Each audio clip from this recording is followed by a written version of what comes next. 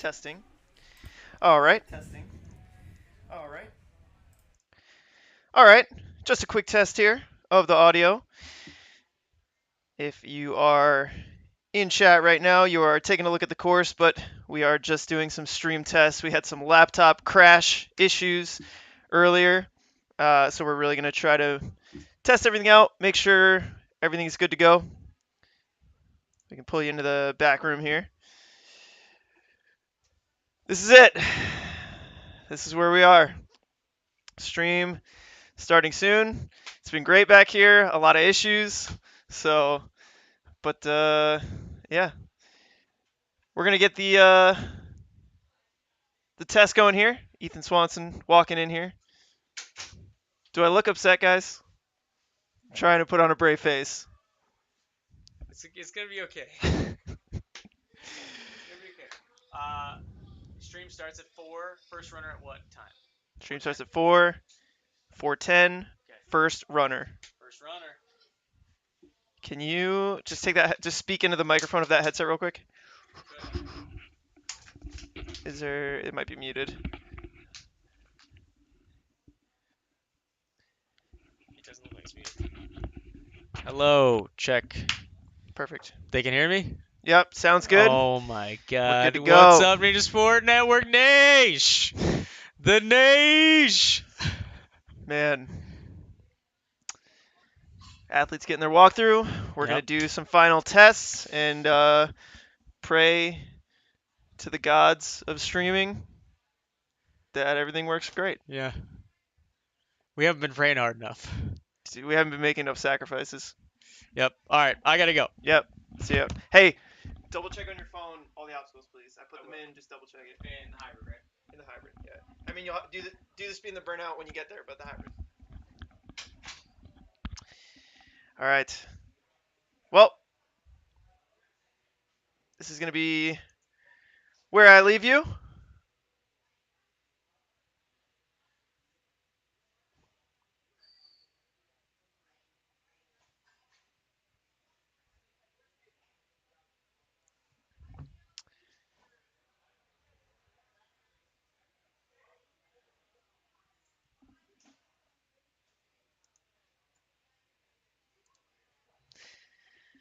How much of a lag?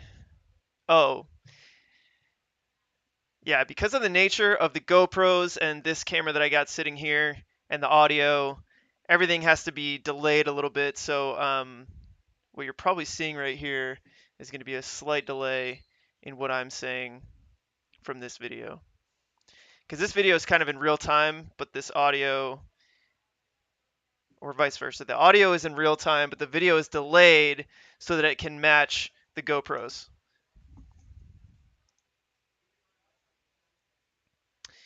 You know, Craig, that's a great question. If you can get me an answer, apparently I'm making sacrifices to the wrong one. So if you can get me an answer, that'd be great. But all right, guys, that's gonna do it for my little stream test here. Everything looks okay. We'll keep our fingers crossed.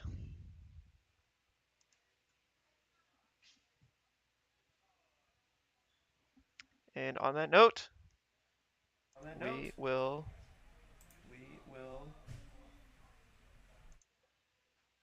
go on mute.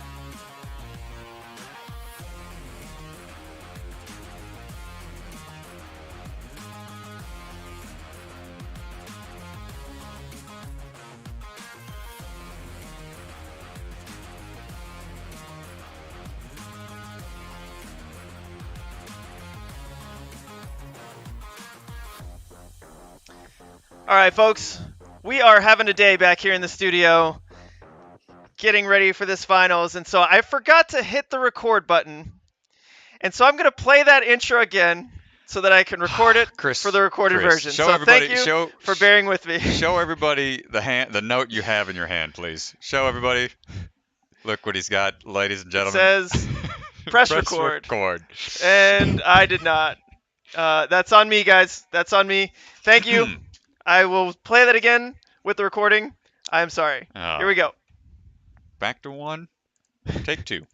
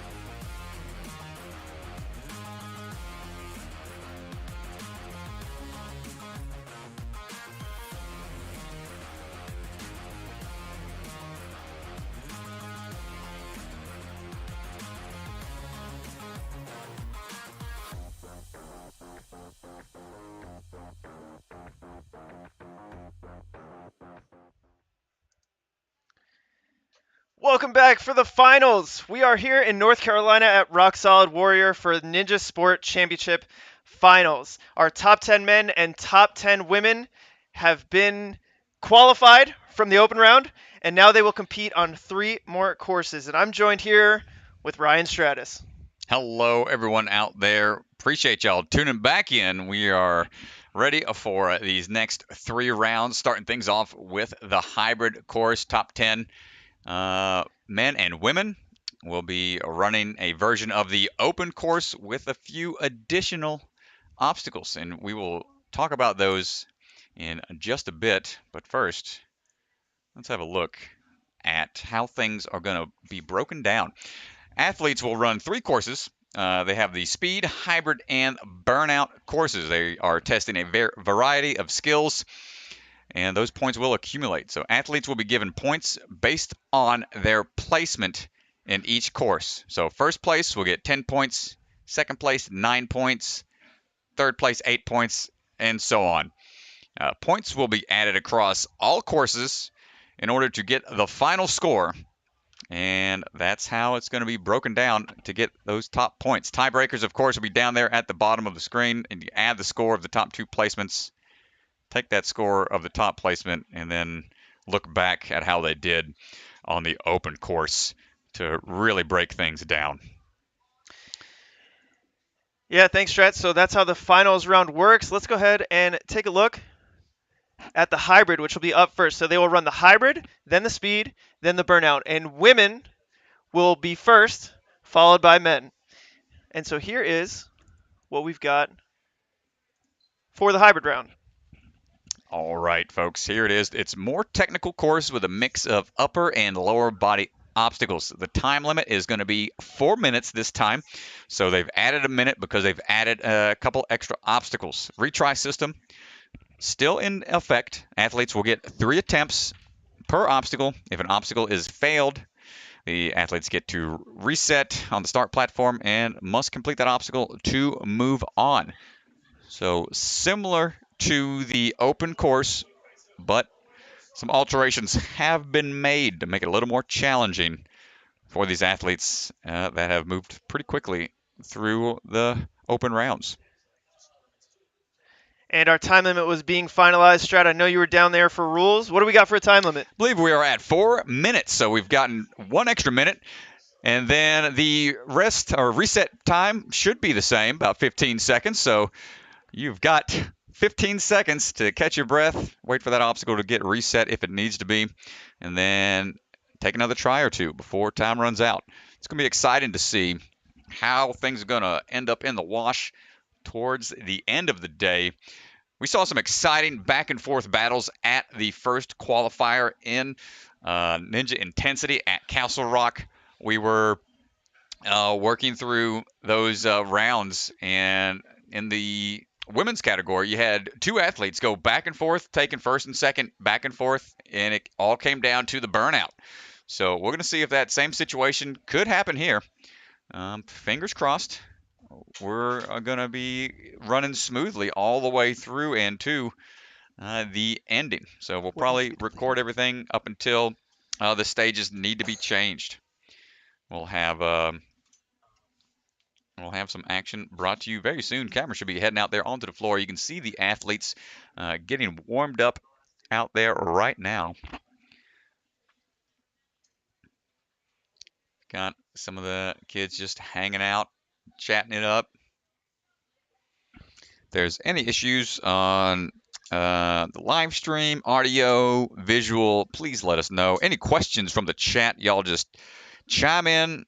Let us know. I've got the feed pulled up right here, trying to watch and react to anything said in the chat. So we appreciate everyone hanging out with us throughout the day. Big shout out to one of our primary sponsors, the Bucket of Chalk. They are providing all chalk on the course today, giving all of the athletes dry hands as possible, and a couple of the different areas on the course where grip is required. Kind of see the extended version of the course. That was where the end platform was for the women's course, but they've got steep upward angle unstable bridges with some big chunky moves up there. You got to make some big throws, land on that block right there, and then you can see our GoPro cut angle here to a inverted male slot. You got to get those hands up inside there and then transfer over to, actually I think that might be upside down. Brett Sims was the man. He's fired. First day on the job. Brett Sims, our camera guy, is fired. He put the camera upside down. Well, you can't really fire volunteers to help us out, so I'll go get that switch for you guys. All right. Mr. DeGange is heading on out.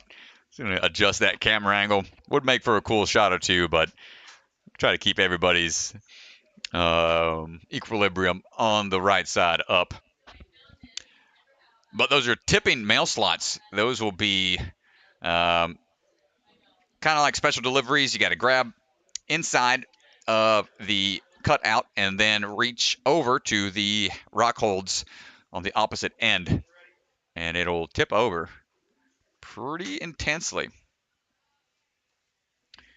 Avery Starr asking, who's my pick to win? Oh, for the ladies. Let's see. Well, let's see these top 10. Do we have a list up, or where's our leaderboard? Do we have Yes, let's get you guys the run order. Before we Sorry run about that. here, let's have a look. So everybody watching can also chime in the chat to see what our breakdown's going to be. You see the ladies on the left there. Oh, actually, nope.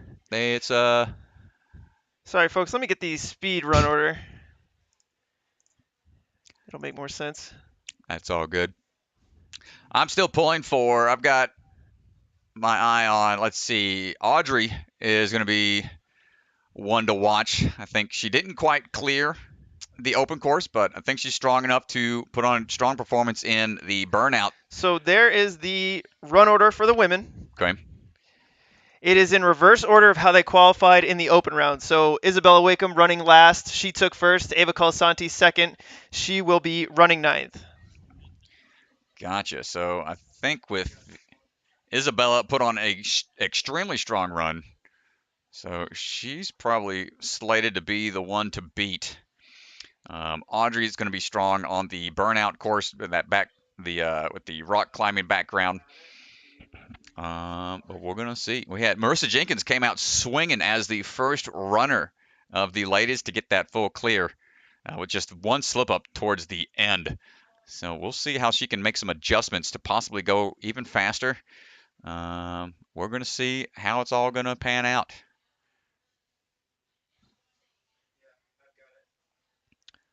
So for the hybrid course, we'll find out how it's going to go in just a few minutes. Why have the hybrid course first before the speed course this time? Good question, Jules. I believe that was set up because they just finished the open course, and it's make the transitions a little bit quicker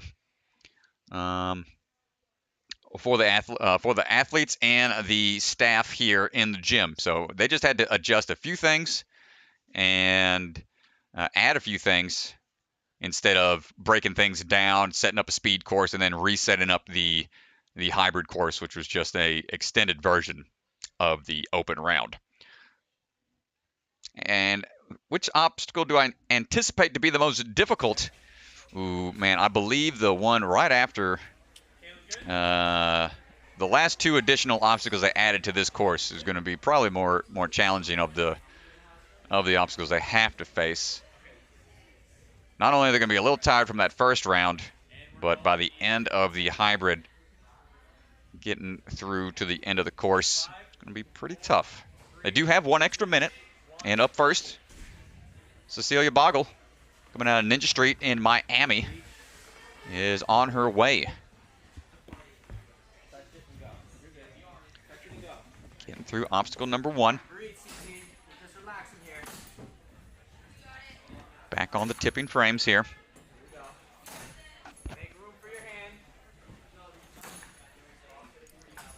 Trying to make sure we're good and steady here. No changes on these first few obstacles. I'll mention it. Or viewers at home, if you watched this morning, you'll probably see some changes. But here we go on the swing around. Nice and controlled. Watch the pillar. Can't touch it. Got to go back. 15-second reset still. Same reset time.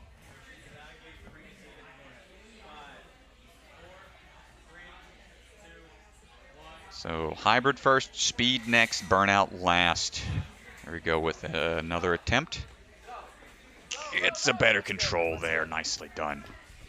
Striding through. Good. Just had to hit that last platform. This obstacle's been extended slightly. We've got 3 steps now. No small platform to launch off of on the ground. She gets through it. Cecilia makes that no problem. On now to the ring crossing. No changes here. Just still a tricky move across, having to trust that the ring is going to stick on that doorknob. Reaches out and gets the dismount. On now to the other 2 courses, the other few obstacles. Salmon ladder A-frame right here. Good drop. Got to hold on tight. Short bar on the sides. Got to watch those angles. Too much off to one side could cause them to slip out. Across the track. Hold on tight. Celia looking good. On now to the skateboard drop. This one caused a couple people, gave them cause for pause. Got to get a strong push and lean into it. Got to lean forward. Trust that it'll stick. Leap. Gets the landing, keeps the feet up, and gets the dismount. On now to what would have been the final obstacle from the open. We still got 2 more to go.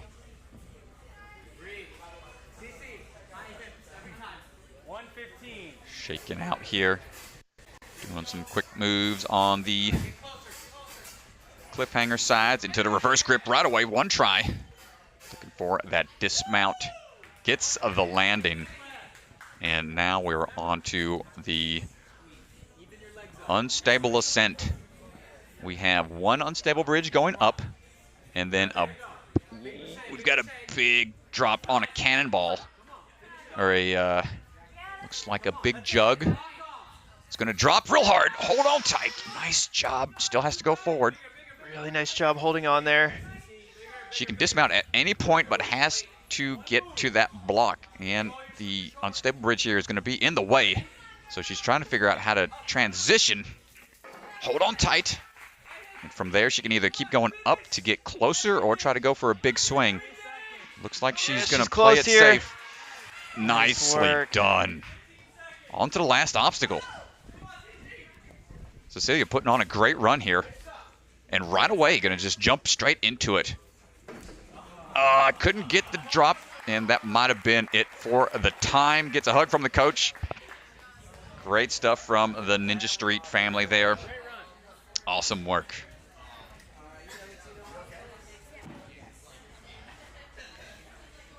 Really dug deep there for that dismount off of the unstable bridge. Yeah, feel free to ask questions. You got it on the course.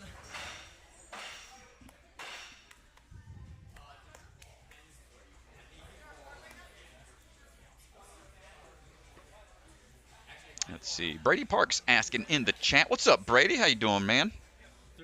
Is speed going to go last or second? So we've got hybrid first, and speed will be second now. I know that was reversed at the first qualifier, but I think we learned that this is a little more efficient and works a little better for the timeliness of running the event. Probably better for the athletes as well. A little better for the athletes because they're more familiar with the course that they just ran in the open. Just a little more of an extended version. So Audrey Johnson getting ready to go.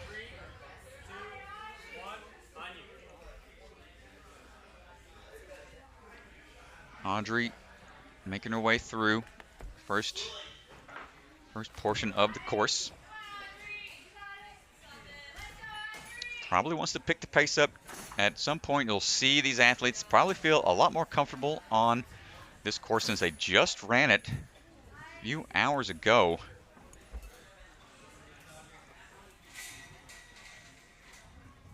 So you can line up the transfer, the swing around, hold on tight, stick the landing. Good so far.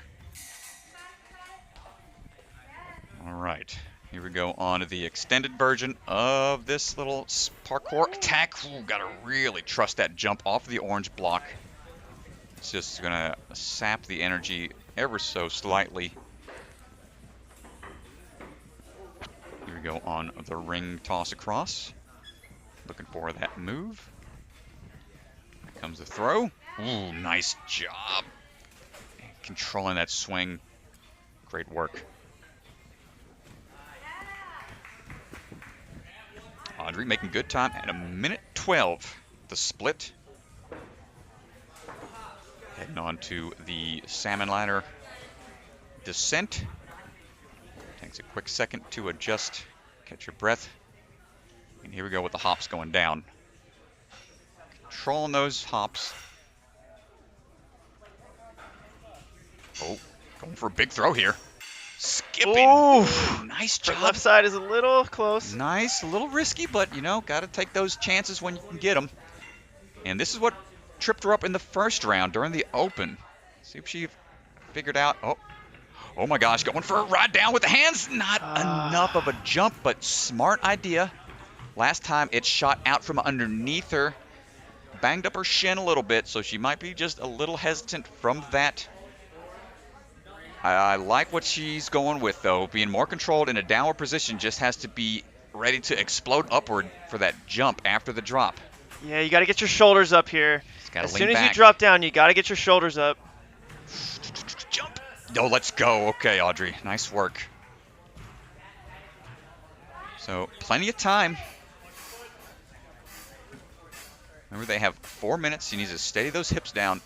Want to be in control of your swing here. A blind reverse grab. Good catch. Steadying the swing. She's a little off angle. Needs to steady it some. Nope. Gimbal's going bye-bye. But we're back. Come on, Audrey. Straighten it out. See her shaking her head a little bit. Probably frustrated at that dismount. Wanted to get through it a little cleaner. Man, She's got 1 minute left. 1 minute to go. It looks like she's going to go with the reverse technique here. Strong pulls going up, and that is on a drop. So they got to be ready for a big drop here. Hold tight, no problem. And she's already in a good position for going for a backswing into this next one to go in that same upward climb. Nice Bumps job. into it. Now she's just going to climb up, and this is going to make the ascent easier potentially, but the dismount is going to be tricky because she can't quite see where it's at. I think if she just gets a little more little more height. She's going to have to throw hard behind her, maybe risk banging into that devil step. Audrey's got some swing built up and lands it. 10 seconds remaining. Might give it a try here. How much can she get?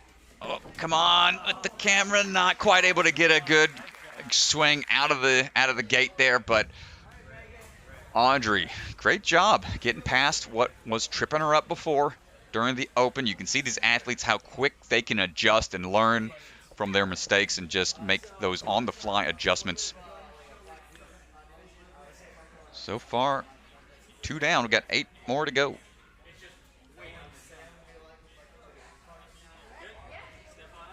Next up, we got Megan Budway. Megan Budway starting off here with her Open. See what she can improve from her Open run. Megan, a North Carolina local, trains here at Rock Solid and Warrior Tech. And she's going to be attacking a course here. Let's see how she can make some adjustments from her earlier run today. First obstacle, no problem. Yeah, in her earlier run, she took a hard fall on the rock wall run. So I'm excited to see if she's going to attack that with confidence or if she'll hesitate. Yeah, it was a bit of a scary tumble. Let's see, so far, staying composed. Locking in those landings. Clearing the first 3. So let's see her approach here. 1, 2, 3, push. Nails it right away. Points at somebody that was yelling at her, I think. I really, really like the way that she attacked that, especially after having such a hard fall in the Open round. Oh, yeah. Just Scary. really going for it. There's a lot of swing built up. First swing through. Clicks it in. Nice job. And gets that swing under control almost immediately. And gets a dismount. 101 to this point. Right away. Not going to take long of a break here.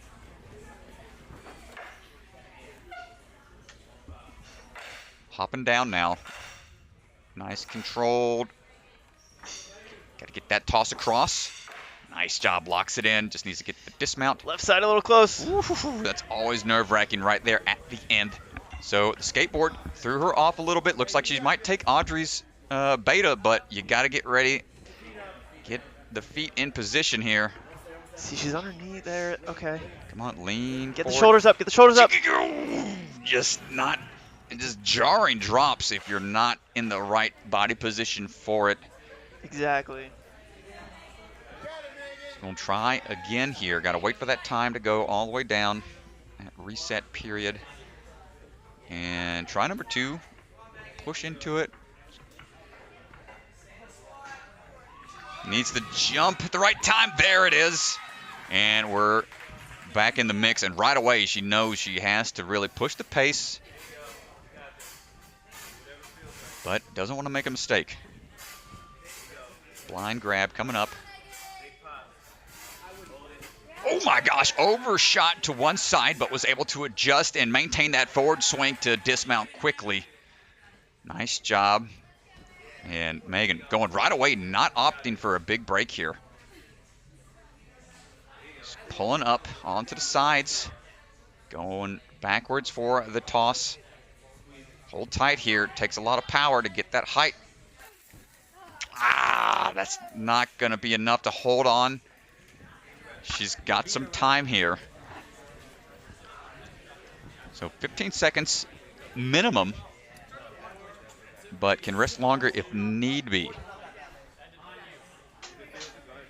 So try number 2. Here we go.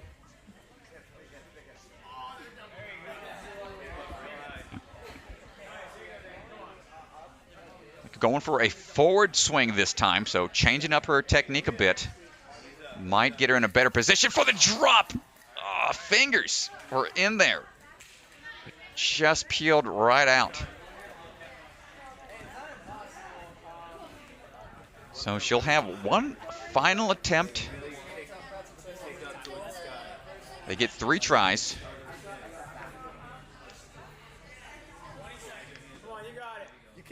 Try number 3. Here we go. Can she stick the landing? Hold, gets the grab that time. But the time's ticking away. 4-minute time limit is coming up quick. Can she get the dismount with the time remaining and the energy left in those fingers? Not quite able to make it, but great improvements from the earlier rounds in the open course. We'll see how that time and performance is going to stack up with the remaining athletes. Remember, as these competitions go on, all of the course runs add up. So placements will add points throughout the entirety of the finals.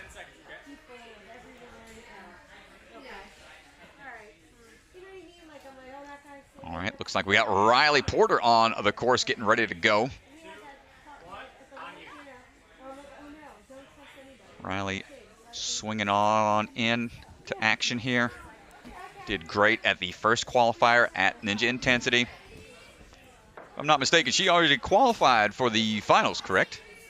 Yeah, she is qualified for the finals, so she will not take a spot. She was in one of the top 5 positions at the first qualifier. So this is all for additional power rankings for when it comes to getting a better seeded position at the finals. And more experience, always a good way to get that practice in at these high-level competitions. So Riley making her way through, no problem so far. It's going to be a big jump for her here, though. Ooh, off to the side and just out of there just in time. No need for an extra backswing. Good job. Yeah, she definitely wants to get the experience, get these competitions under her belt. I mean, she is qualified. Even if she takes first, we will take numbers 2 through 6. We will always take 5 to the championship. But she definitely wants to get the experience here today. Nice move there. Yeah, having multiple stage competitions like this and doing a variety of them just exposes you to so many more obstacles, where it's just going to increase your obstacle IQ through the roof. Big swing across here, going for that drop down on the descending salmon ladder. Going with that forward-facing move here to be a little bit safer. It's going to add a little bit to her time for the adjustments, but better safe than sorry. Yeah, she'll have to turn around here. Going to cross. Oh, no, not able to stick it that time, so we've got to reset. Notice the rock solid coaches are swinging it into action immediately for these resets in order to get it done in time. Yeah, Strat, this reset system is so important that the resets are done on time. We cannot have an athlete waiting to get the reset. And she's going right away. As soon as that timer was done, she just jumped right back into it. No, she needed to be right back into the swing of things. Just needs to get a little further into it. There it is. She's got it on the second one. Nice. The thing about Riley, she's comfortable. She understands the format. Some of these other athletes haven't competed in this format before, so it gives her a little bit of an advantage. She knows what's important. Going with the kneeling approach. Nice job. Good timing. She's going to go ahead and grab a little dip in the bucket of chalk. They're going to dry out those hands. Gets a good quick move to the middle. Watch those sides. No! Just try to do a quick bump to try to get a better hand position for the reverse grab. And she's got less than a minute remaining. Oof. Don't want to go before that timer is up. The coach on the side, the judge on the side is the one to tell you when you can go, so don't want to jump the gun. Here we go for the reverse grab now. Catches, holds, sticks it, and then just needs to get out of there. Nice job. She's through. Nice work. 30 seconds with 2 falls to this point. It's taken her, the resets, that adds up. That's 30 seconds. Really needs to get through this obstacle here. She's going to have to burn through it with just about 15 seconds to go. Makes the drop. Quick twist around. Nice work. Decides to go forward facing on this one. 8 seconds or so. Oh, going to try to go like the Matrix and cat grab on it perhaps. 2, 1, throws, and I like the effort. Nice try, Riley. That was a great attempt.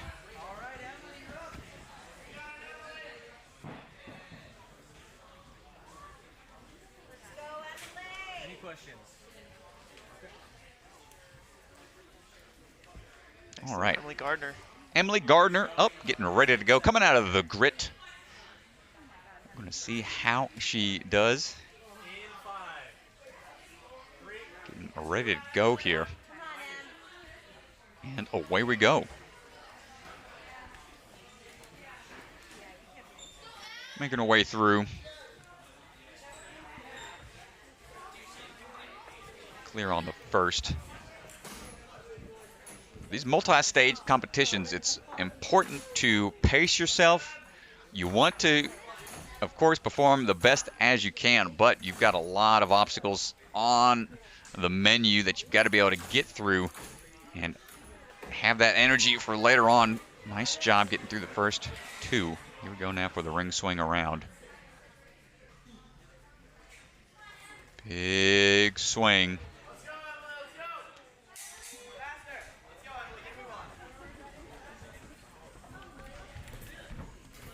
Oh!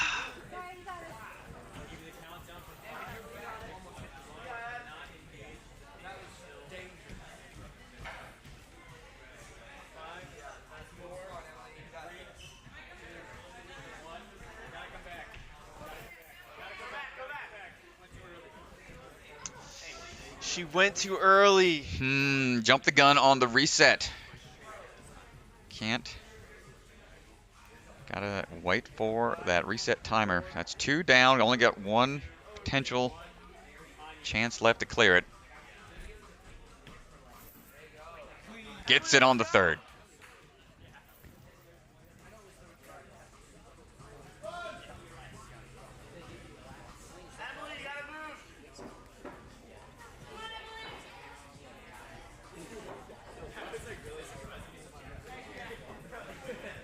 Here we go for the toss across. Nice catch. Doubling up on the grab. Just needs to adjust that swing one more time. 2 minutes remaining. There we go.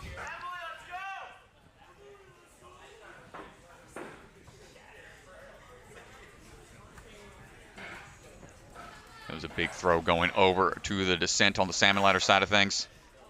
Yeah, on her way down, she's a little crooked here. Fixes it nicely, though. And gets that bar. Oh, you could see, I mean, when that bar hits, it's metal on metal. And so it's so slick that unless the bar is perfectly straight, you see it every time where the bar is kind of sliding off to one side. Yeah, definitely challenging. Nice work. And it's tough to check those corners, too. Ooh, she gets a little askew there. Good save. There it is. It's got a good swing going already. Yeah, we'll see if she can hit it this time. Ooh, did she not quite able to get there? And we have time for one more attempt. Again, I mean, I think her form looks good. She's getting there. I don't know what's causing it to slide off on one side. Well, it's a slippery bar. It is. Chris, it's the slippery bar. What do you mean? It's tough, Yeah, man. you're right. These athletes, they're going to be getting challenged, and they're wanting to push the pace, so little mistakes like that can happen. Oh, and she was trying to maintain the swing potentially. Emily, nice try. And that's going to be tough, 3 man. fails. Each athlete is allowed 3 fails per obstacle. And so that's why she doesn't get the reset on that one. Yep, That only is her 3 third. on. If they fall 3 times on one particular obstacle, that's going to do it. But great try from Emily.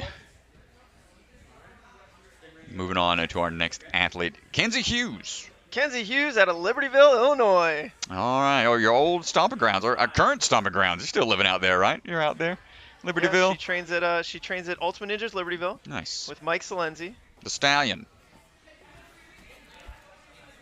She's been doing ninja for many years. And I've been really excited to see her get to age 13 when she could finally be competing with the pros, because I know she's going to hang.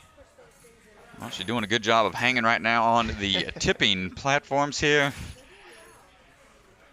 Kenzie making her way through. Having the chance to be able to run a similar course over again in the same day could give these athletes you know, a little confidence, but also it's like you want to try to pick up the pace when you can, but how much of that is going to affect the remaining portions of the course? Kenzie, so far so good here. Attacking the Nice side work. run, nice. Grabs a little bit of that bucket of chalk before going on for this ring toss across. I was playing around on this during the redemption time, and y'all, this is not an easy move to make. The camera angles, it's tough to judge distance on anything on the screen. Nice transfer there. Being able to get that swing going right away and dismounting out, very efficient. Challenging moves, making those blind throws like that. Oh. We're on to the salmon descent again, going down this track. Little hops, good control. Now has to build that swing up for the throw. Nice job. Yeah, she looked good on it in the open round too. All right, so far so good. Let's see how her approach is going to be for the skateboard. Slow and steady there. When this drops. Ooh, taking the dolly down the track. Nice Nice job. Good job. timing. That's one I specifically did not try during redemption. Did not want to mess around with that at all. That one is a scary thing with wheels, man. I'm not a fan. These ladies making it look like no problem. Good side-to-side moves here. Not taking too many extra swings. Oh, but just undershoots it a little bit. It's going to be 15 seconds. Let's take a look at our top 5 on the bottom left here while she's getting her reset. This is what she's gunning for. Only one total fall right now if she can get through this, so she's looking for a top spot here. Quick transition. Yeah, I like the confidence here. Gets it on the second attempt. 1 minute remaining, and there we go. Good job. She's going to shake out as much as she can. If she can get through this obstacle with only one fall, if she can do it in 3:47, she'll go into second, but she's going to have to move here. Here we go, working your way up this very steep, unstable bridge. We're going to break into the top 3 right now. Notice these bridges only have that one pivot point in the middle, and she makes the transition on to the dropping hold. Less than 30 seconds. How does she want to attack this? Going backwards again. Oh, just slaps it on the way to it. And she's going to have to make a risky move for her final attempt. Will only have about 5 seconds, if that, to get as far as she can. Yeah, it doesn't have a lot of time. And I'm going to call it with that, but still, pretty clean run until that point. Great run. We'll see how that's going to put her on the leaderboard. Nice job, Kenzie. Coming up next. Take a gander at the bottom left of your screen. You'll have the leaderboard for the women on the hybrid That run course. puts Kenzie into 4th place right now. Nice. Really, really good performance there. 3, 2, 1. Up right now, we've got Lila Nathanson. Come on, Lila. Lila had a great run in the open. In the open round, we'll see if she decides to alter her approach for this extended version.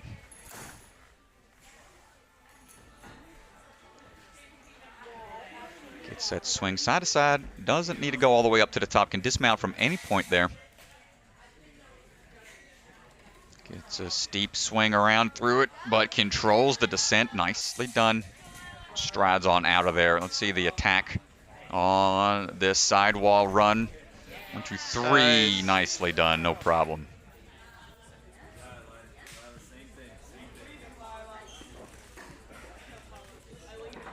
Here we go now onto the ring toss across.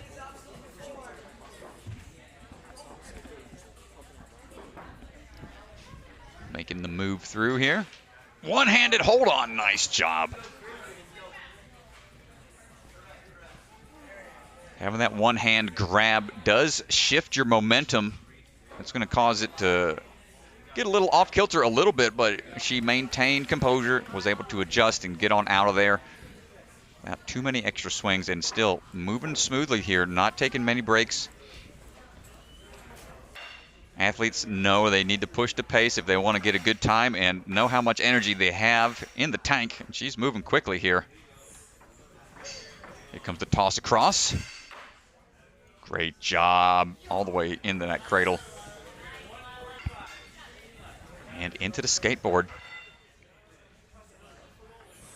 Let's go ahead and surfs up. Got to ride this down here. Tipping forwards, already in a good body position for the dismount. And get out of that angled platform. Nice job.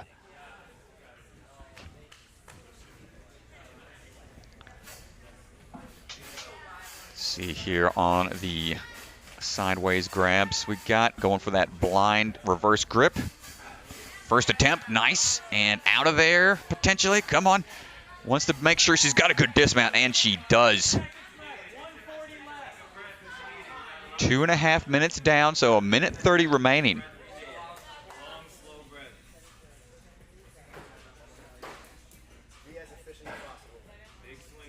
She's taking a little extra break here. Wants to make sure she's got enough strength. She's going to go forward here.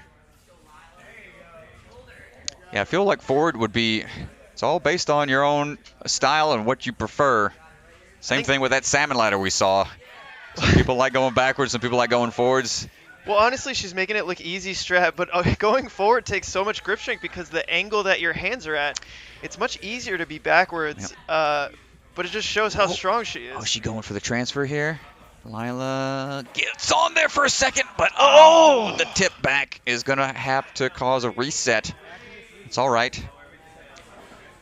Yeah, having the forward-facing grip will test that wrist flexibility a lot more. It's not quite as natural feeling, but it does make the ascent easier just because you know which way to go. It's going to make the grab somewhat easier. But I guess facing backwards like she is now, it's going to be less jarring on the wrist mobility. So we'll see if this adjustment's going to make it a little easier. But yeah, that makes the transfer to the dropping hold a lot more challenging. That's going to do it for Lila. Nice run. Honestly, just a really nice run. She got to that point with very quick, so fast. She was really smooth to that point. See who we got else chiming in on the chat. We got Jordan Carr in here hanging out. Says, let's go Lila. Jordan Carr. Appreciate the support. I think we're down to our final few runners. That run by Lila Nathanson puts her in third. Bumps Kenzie Hughes to fifth. All right, we've got Marissa Jenkins swinging through right now. She was our first woman runner to attack the open course and got a clear. Only one miss on the last obstacle with that reverse grab. So she's probably going to be feeling pretty confident going into this, having that strong performance in the first round. And let's see what adjustments she can make. Here we go for the ring swing around. Another local to the North Carolina Ninja Gyms up here. Good strides on through. There goes this sideways run attack. 1, 2, 3. Nice job on the transition through.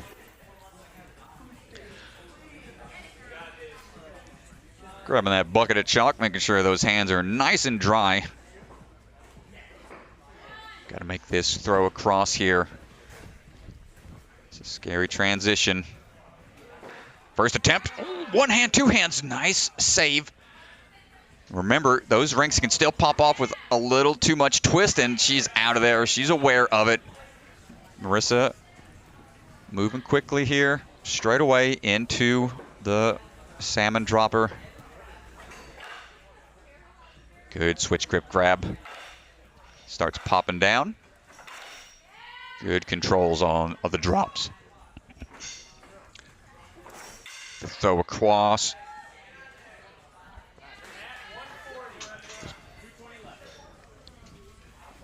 And into the skateboard. I think tip it forward.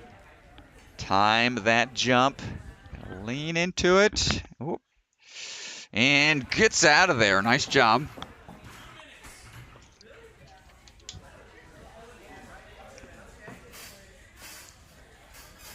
Here we go. Marissa on her way through. Goes for the reverse grab. Gets it on her first try this time. And dismounts through. All right, open course done.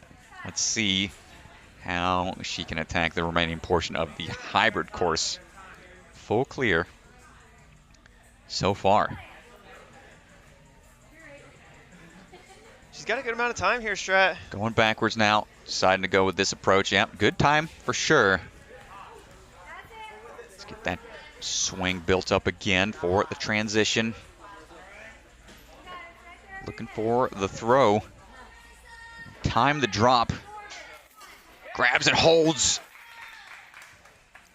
And let's see what she decides to do here for the transition to this other unstable bridge. We've seen a couple people get close to grabbing it. Gets onto the front-facing hold and wants to build that swing up. You got the grimace on the face here. Digging deep. Ugh. Not able to go all the way on the first attempt. Oof.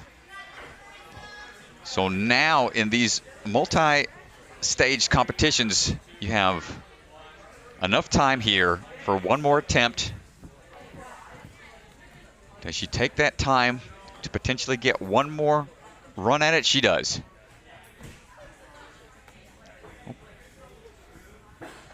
20 seconds. Gets that side-to-side swing going. Gets the drop immediately. 10 seconds remaining here. Marissa's digging deep. 10 seconds. Might go for that backwards catch this time. Yeah, she's good. Oh, just couldn't quite make the hand placements there, but great run from Marissa. Yeah, honestly, a great attempt there. Yeah, it was really digging deep. Almost got into the dismount without any misses. Let's see our leaderboard. Should update. That should put her in the top 5 here. She was clean up until that Boom. point, and it does. Puts her in 3rd place. Nice job. Fastest time to that point. Going about 10 seconds. Next up, Ava Colasanti. Ava Colasanti getting ready to go. Another clear from the open course. Let's see what her approach is going to be for the hybrid. She's got some experience at the first qualifier as well at Ninja Intensity. So we've got some veterans of the league already. Come on, Ava. Ava moving through, gets a little crossover there, and decides to get that swing going for the dismount. Doesn't need to go for that 3rd drop. Here we go for the swing around. Ooh, careful. Good adjustment. Here comes the side run. Nice catch and throw through. Got to pull all the way through there. Get that bucket of chalk grip. Here goes the ring toss across. Big swing through. One hand hold on. Nice job. Excellent composure. Got the wingspan for the reach. Just a few swings needed.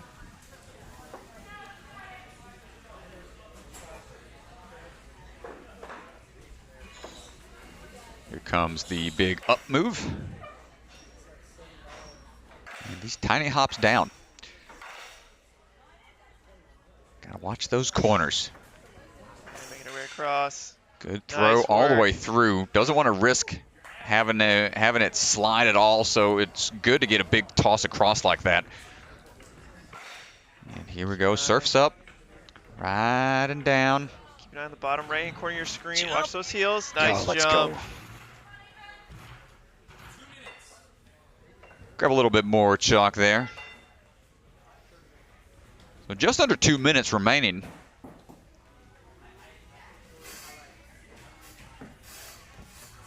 We start hopping our way through. And here's where she has to go for the blind reverse grab. Got it. Nice job. And out of there. Shake it out. Here we go. Having these unstable bridges at this steep angle and just on that one pivot point in this at the front and the back end.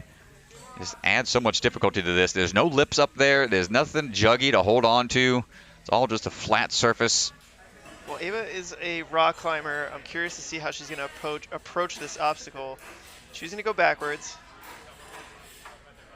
Yeah, I think the trick's going to be just trying to get up as fast as you can with a little bit of swing built up, which she already does. Yeah, she's there. Yo, let's go right away.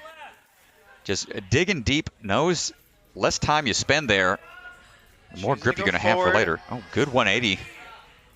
Oh, is she trying to skip? Oh, she is. Oh, she's going big here. Push that out of the way. Potentially, she bottomed out, I think. That's going to be, no? Did judges? I couldn't tell from the angle that we saw, but judges gave it a clear. And all right, that was good. Well, here's a look at what they're going into. Oh, man. You can see the slit there.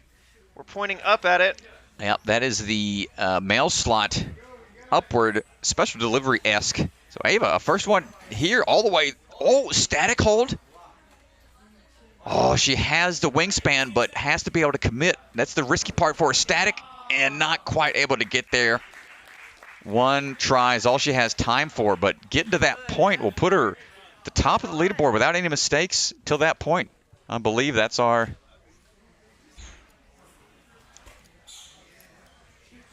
great run. We need it clear. I'm trying. That's all right, yeah, you're familiar with pretty much almost all these outfits. Yeah, that static hold and that move is definitely challenging. Once you're fully outstretched, you have to be able to rely on that one hand to maintain tension to give that backhand enough time to catch up to the front hand where it's at. And if you just, sometimes you get stuck in that fully outstretched arm position and it's tough. So she was trying to go back for a quicker move, but that's going to put her at the top of the leaderboard. 9 obstacles, no misses, almost got a full clear. And here we go. Isabella Wakeham with an extremely strong run in the open round, finishing the open course with a vertical limit grab on the unstable version of the cliffhanger holds over at the very end.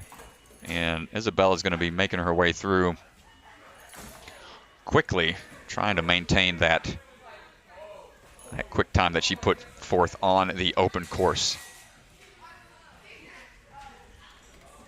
Got to control that swing through. Isabella was one of the younger athletes to compete on American Ninja Warrior this previous season, on season 13. Gonna quick, skipping the pink foothold there. Nice jump, good commitment. She got all the way to about halfway on American Ninja Warrior. Got past the warp wall. Almost made it to the end, actually, if I'm not mistaken. Just timed out towards the end of stage 1, which is an impressive feat on her first season. There goes the stretch across. Good catch. Careful on that. Yeah. Good adjustment. You got to be careful. There's not a lot of room for error. Isabella making her way through. On now for the salmon drop. Good hold. Making these small controlled hops on the way down and builds that swing up for the throw. Nicely done. Yeah, she locks in the throw. Efficiency is the name of the game here. Trying to conserve as much energy for the later rounds as well, but you want to put a strong performance on to get as many points as you can through the skateboard. No issues. Isabella looking strong here with still 2 minutes and some change to go. Don't think she's going to put the flex on them like she did in the open round, going with the vertical limit mode before clearing. What? I don't know. Oh my gosh, she's going to do it again. Isabella, you monster. Maybe she feels like, actually, that's probably the safer bet without going for a blind grab, actually.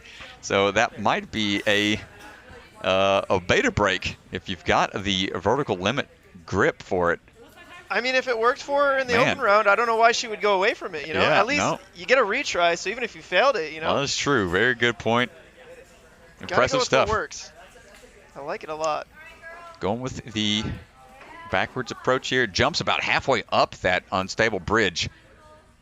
Taking out some of that front portion of the obstacle. Hold on for the drop. Great job. That's a big drop there. So let's see what her approach is going to be for the transition. Going to go backwards She's lining up to go again. backwards.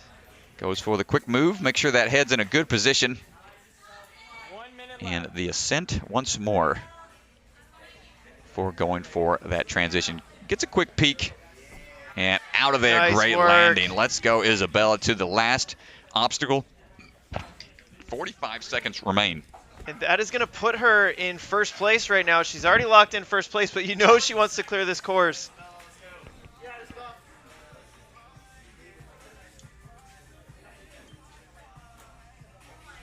Yep, wants to get the experience here, testing themselves as athletes.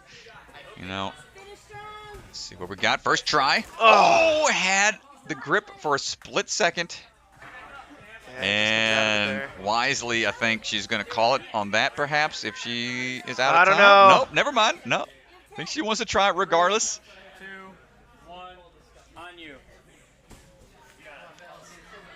And one more attempt, and not quite able to get all the way in that reverse grab there, but nice try. An impressive run to that point, quickly to the last obstacle to put her in that top spot. That's going to net her 10 points as the leaderboard gets updated.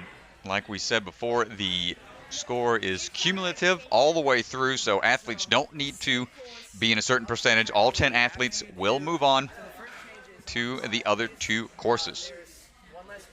So Isabella still maintaining that first place lead that she started at the open round.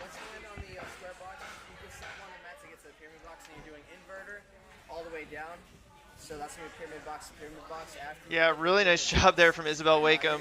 Not touch the blue mat, so you go just basically box to box until you get to the flying bar. So that's going to do it for the women. Men are coming up now. They're just taking some time to adjust a few platforms.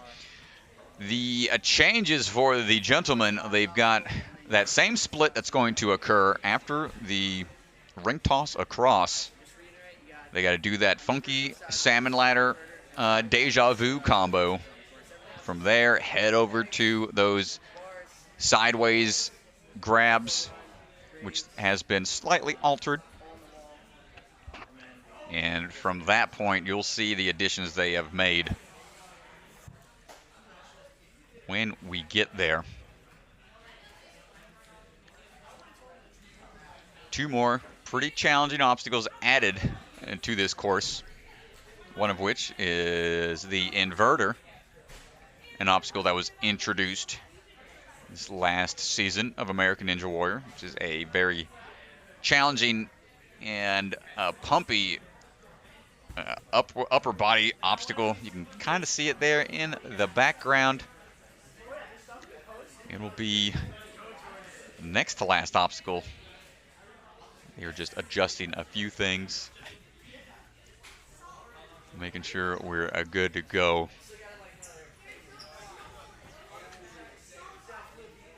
Make sure that leaderboard's all up to date. Appreciate everybody hanging out with us.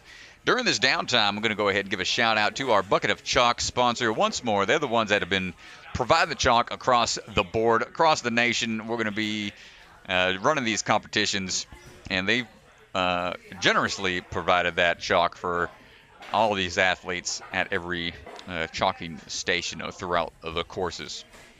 Also, if you didn't know, the Rock Solid Warrior, they are opening up a second location. Rock Solid is going to be opening up a new gym that's going to be designed and built by Caleb Auer. It's about 20 minutes from here in South Apex, just outside of Holly Springs. It'll be over 14,500 square feet with a height of about 32 feet. That is one large ninja facility They hope to have it open in time for their annual Ninja Warriors for Wounded Warriors. It's a multi-stage charity event where half of the proceeds will be going to the Wounded Warrior Project. That was one that we did the live stream for just earlier this year. So hopefully that'll be open in time, and we'll be back, fingers crossed, to provide you all with that action. And let's take a look at the updated leaderboard. Here's the women's hybrid course. So Isabella Wakeham obviously taking first place with such a clean run. Ava Colasanti right behind her. Cecilia Boggle, Audrey Johnson, Marissa Jenkins round out our top 5. A nice run for the women's on the hybrid course. And we're going to take a quick word from our sponsor, from the Bucket of Chalk Kids. Oh boy, get ready, folks. It's your favorite commercial that you've ever seen.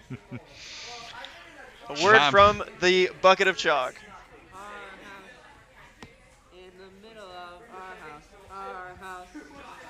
In the middle of our house. In the middle of our house. In the middle of our house. In the middle of our house. In the middle of our house. In the middle of our house. In the middle of our house. In the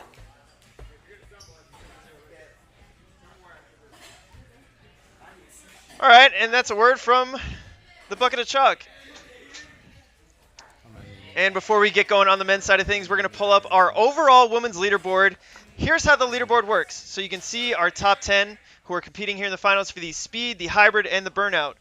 In the hybrid column, you can see their ranking. Athletes are awarded 10 points for first, 9 points for second, 8 points for third, so on all the way down.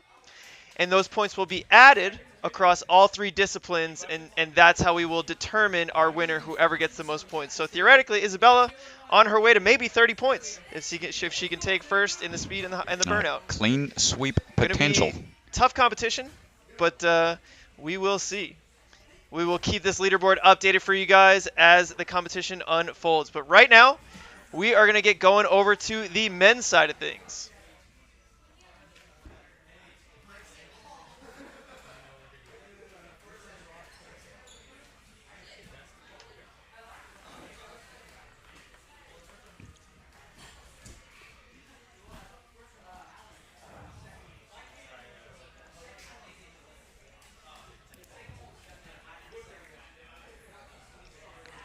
If you'd like to follow along with that leaderboard, you can also go to the Ninja Sport Network website and follow along from there. So if you go to the ninjasportnetwork.com, look along the top border.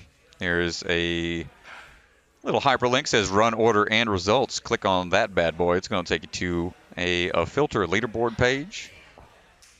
Oh, we'll get our next athlete pulled up here, getting ready to go. But from that Ninja Sport Network page, you should be able to pull up the Rock Solid Warrior competition list. Pick that run order. You can pick what type of course you're looking at and which division you're looking at even. So pull all that up. David Futerin is getting ready to go.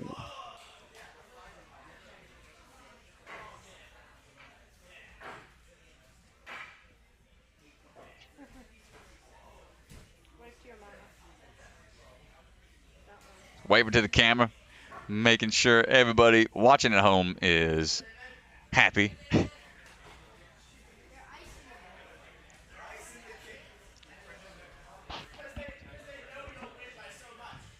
And again, if you're watching via the live stream currently, we appreciate you all hanging out in the chat. Caden Lipsack, Bucket of Chalk co-creator here in the chat. What's going on, Caden? Saying that's the best ad he has ever seen. My goodness, Caden, I don't think you've seen many ads, my friend. I'm just kidding. Oh, man. Looked like it was a fun commercial to make. That's for sure. Rachel DeGutt's in the chat as well. Rachel, how's it going? Welcome. Taylor Johnson, Teej hanging out. And here we go. First athlete for the gentleman. David Futerin on his way. Gets through obstacle number 1. As the sun sets outside, we're going late into the night here. This young man is moving quickly through the tipping tables.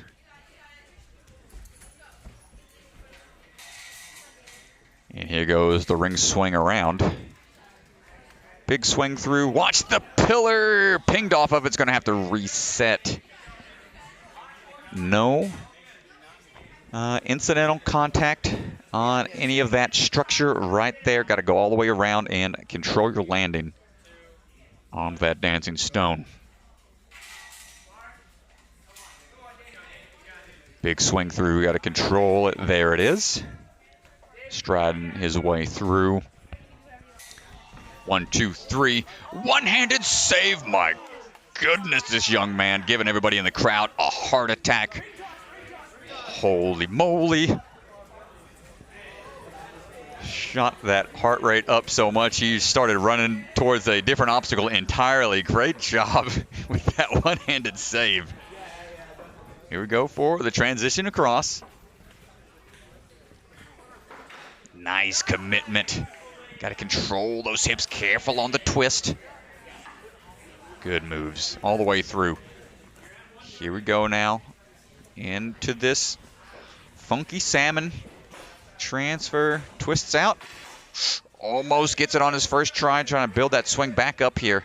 Here comes the hard part. Going to ride in, pump it up there. Nice work. Here comes the transitions across. Because this is such a long obstacle, you don't want to have a mistake this close to the end. Not only is it going to eat away at your time, it's going to eat away at your energy here. Takes it out of the cradle. Excellent sideways transition. Right away, great patience, and moves up immediately.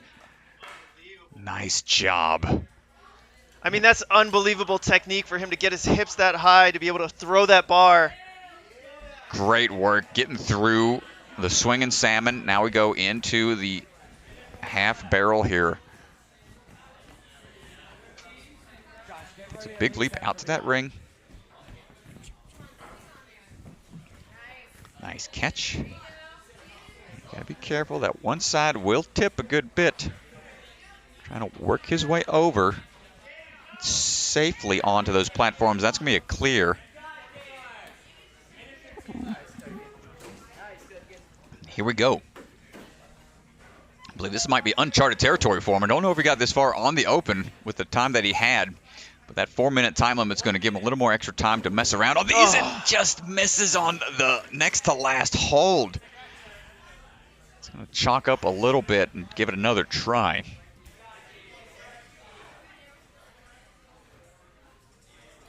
Yes, David Futerin is on the course. Sorry, didn't get the name placard up in time. 2 tries down. He gets one more if there's time remaining. He's going to have to make a big move.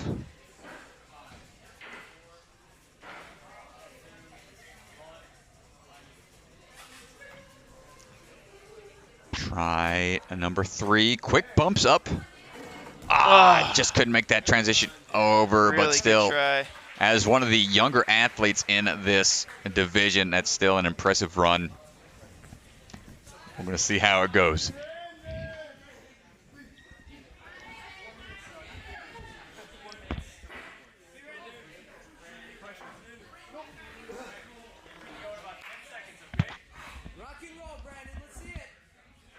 All right. 5, 3, 2, 1, on you. Coming up next, Brandon Thomas. we got Brandon Thomas already moving through here, a local to this area, trains out of this location. Looks like he's putting the pace here, wants to move a little quicker. As stated before, he is nursing a little bit of an ankle injury. That's why he's got that ankle brace on there. Chatted with him a little bit earlier today, said he wants to be cautious when he can.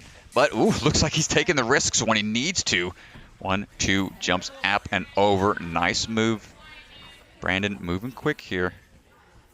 Looking for the throws across on the ring toss.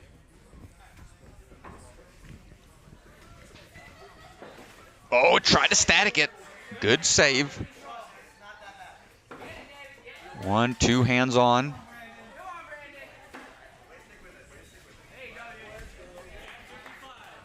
and gets through. Waves it off. Waves it off, laughs it off. And keep on moving though. Around 3 minutes, just under 3 minutes remaining. Yeah, taking a breath. I mean, it's a long course. Yep, this one is a tough one to do. Do some power moves here. Oh my gosh, he almost got up looked real like he high. went muscled up on there. I think he could have just reached the ring above him without even putting the bar in the cradle. That was a powerful move. Let's see if he goes for the same thing. He wants to get a lot of tension on that line. Oh my gosh, going for that twist. Oh Bumps. my gosh. And Goes look at right that, up. dude. Big smile on his face, too. Looked like he had that planned out. Once he figured out the tension and the timing, gets the thumbs up. Impressive stuff. Oh gosh, he's lining up for a big jump here, I think.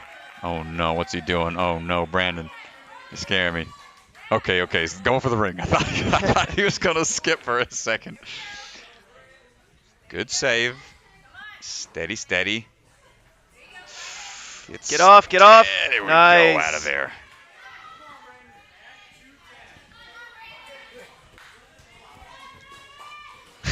Getting the "Let's Go Brandon" chant. Not sure if that's the kind of chant he wants to get going right now, but oh, he's skipping. He's Skip. feeling I like himself it. out. He's feeling backwards now. it. He's, The 180. dude is not phased. Let's. Nice Oh job. man, let's go, Brandon. Indeed, in the corner landing right there. Come on, let's go 2 more into uncharted waters. Lighting the crowd on fire. Getting a lot of love from the crowd. What an absolute run right now. Oh man. Here we I love go. the smile on his I know, face. dude. It just shows how He's relaxed having he a is, having a blast. great time out there. Into the inverter we go. They have to utilize those holds on the sides, and it just changes the angle at which you can hang. You can't use any of the blue stopping points. See which way he's deciding to go here. Can use the black portion. He's pulling up. That is a tough move here. Up and over. Oh, Not quite able to get there. He's got 40 seconds left. he's not done. He's not done. He's looking at the crowd. I know. It's probably just ingrained into ninja mindset. The first fall you have is your only fall to take. But goes again once the rest time is over. Oh, another one-handed save. Brandon lightened the crowd up, man. Okay, we're going for a sideways throw here. Yeah, he's going big. Brandon just leaving it out on the course for the hybrid. What an absolute run that was. Man's getting me hyped here. My goodness. Man. Holy smokes. I'm excited to watch the remaining competitors now that he set the pace, set the standard for everybody else with that energy level there. Nice job, Brandon. Holy smokes.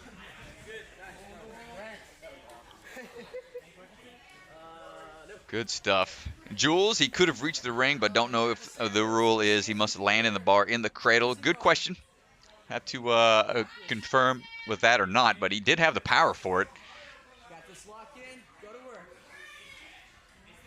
Yeah, some rules on the course. Some things are allowed in play. Some things have to be gone to, but I think that might have been one he could have reached. But on the course right now, Sam Bainbridge put on a strong run as one of the earlier competitors.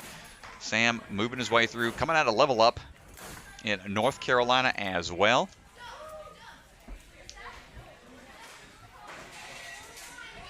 Sam making his way through the circular ring here, attacking the course with some speed. 1, 2, 3 on the sideways runs.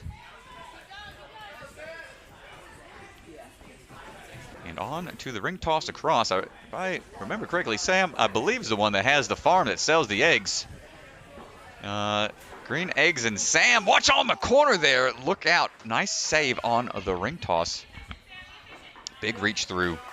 And gets the move through. Here we go now on the swinging salmon. Ooh, good turnaround. Right away, nice job going with the backwards placement. Starts his way through the rings. Yeah, athletes really seem to that you know, they're figuring this course out here, looking a lot smoother than the open round. Well, during that redemption time, they don't get the chance to play on it, but they can watch other athletes do it, so they might have picked up some beta, and man, they are looking comfortable. Sam moving strongly through the swinging salmon. And gets that dismount. Here we go. Only a minute and a half through. Here comes the barrel dismount. Ooh, not sure if, yep, can't grab the sides I or think he tap touched. down. One of the corners might have hit. Foot might have slipped off. It was hard to tell, but it looked like Swan maybe called it, and he was on the side where his foot came down. Okay, yeah, the angle we got, it was not. It looked Can't to see me like maybe everything. He touched. Good transition here. He's dialing it back now just to make sure he's steady before he's ready. Up into the sideways grab. He's going to grab a little bit more of that bucket of chalk. Leaping up and in. Good moves. Making sure that head placement's in a good angle. So those are tiny holds. You can only grab on these sides, and you have to change your body position. That's going to be his first fall on that.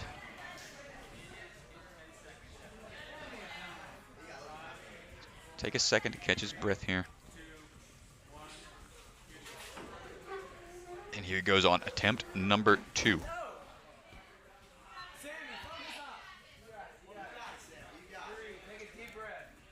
Second one not quite as good as his first attempt, but he's going to take some extra time perhaps. Let's see what we got. I think he was asking about some specifics out there. Might try to make some skips. Good transitions up to the sliding portion of the track.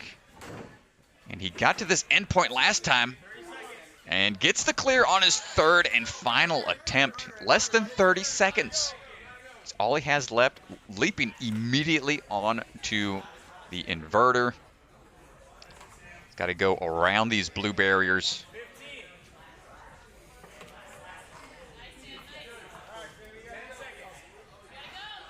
Just a few seconds remain, 5 seconds. Not sure how he's going to get through this in time, but he wants to give it one last attempt. Oh, swing through. Might have been able to skip through it, but that's going to do it for his time. Nice job, Sam.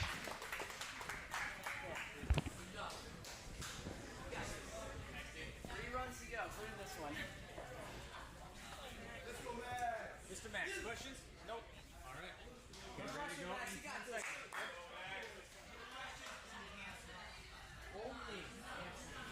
In 5. All right, coming up next is Max Feinberg, a Maxing, getting ready to go. Coming off of a win here. Last time he competed, I believe, was back in that Wounded Warrior event, the multi-stage competition.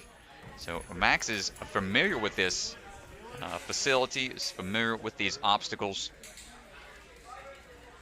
So let's see if he can turn up the heat a little bit for these other athletes. Put the pressure on him. Make his way through that sideways wall run.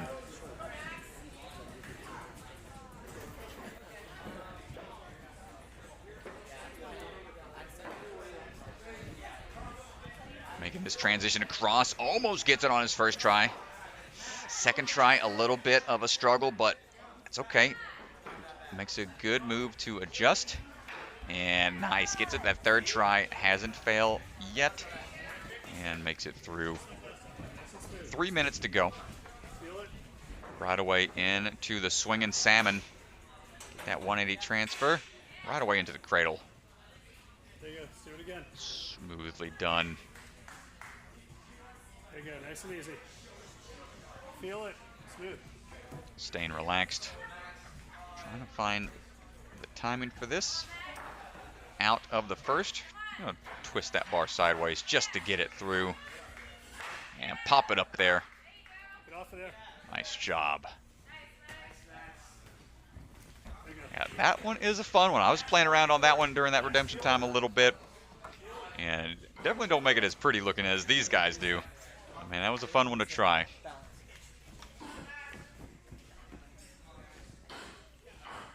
Ooh, Max looking for that angle throw he did, like he did in the open, so it puts him in a better Nice. position for the dismount.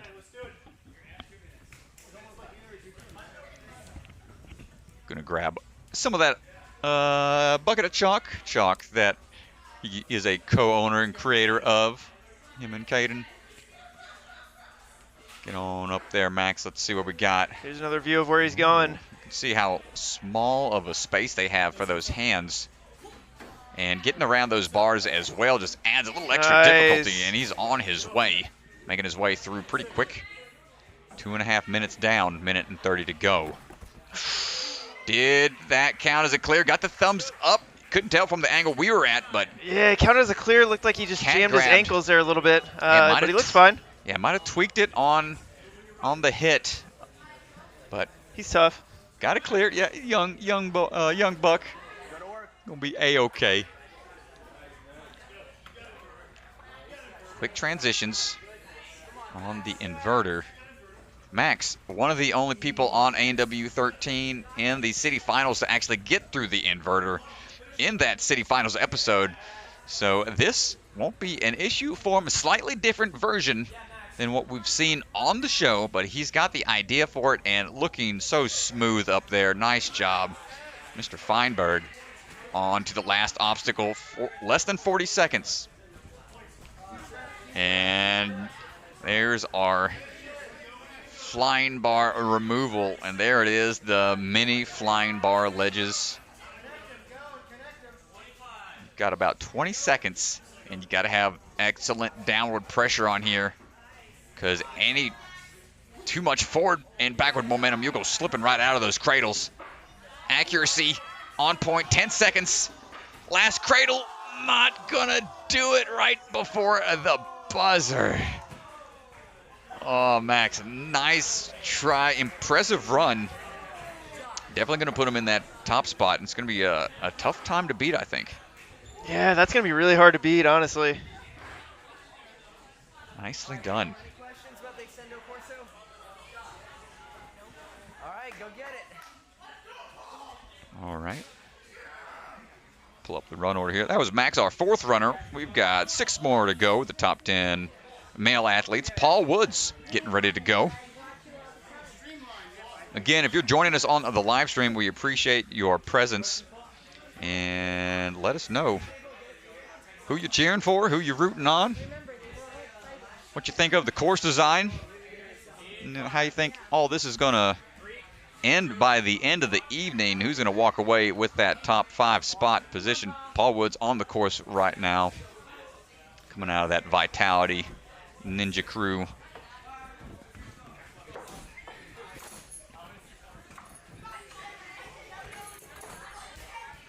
Pulling his way through on these bars. No problem for Paul.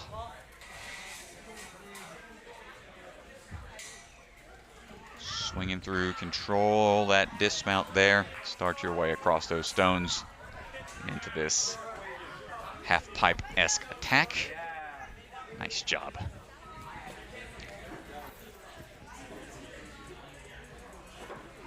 And here comes the ring toss across. Nice transition. And starts to get that swing going. It's on out of there. Very smooth. Sub-minute to the swinging salmon ladder.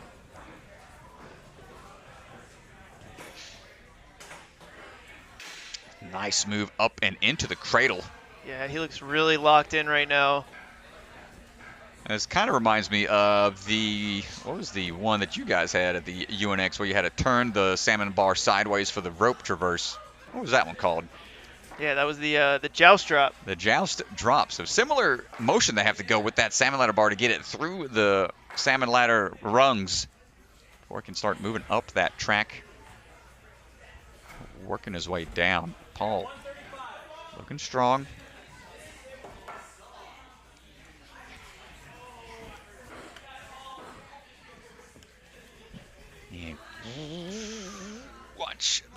corners. Thumbs up from Ethan Swanson. Swan. Nice little frog hop over to the end. Bingo. Gets the clear for that one.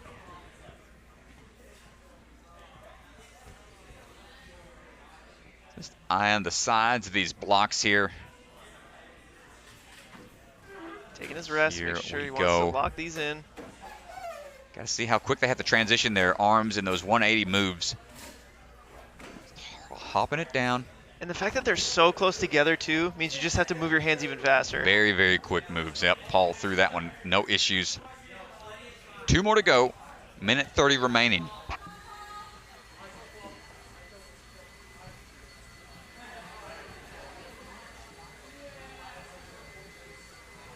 Right away on to this inverter. Let's see the plan of attack here. With that backwards approach so he can get to the bar easy. Keeps that swing going. It just wants to move in time with that swing.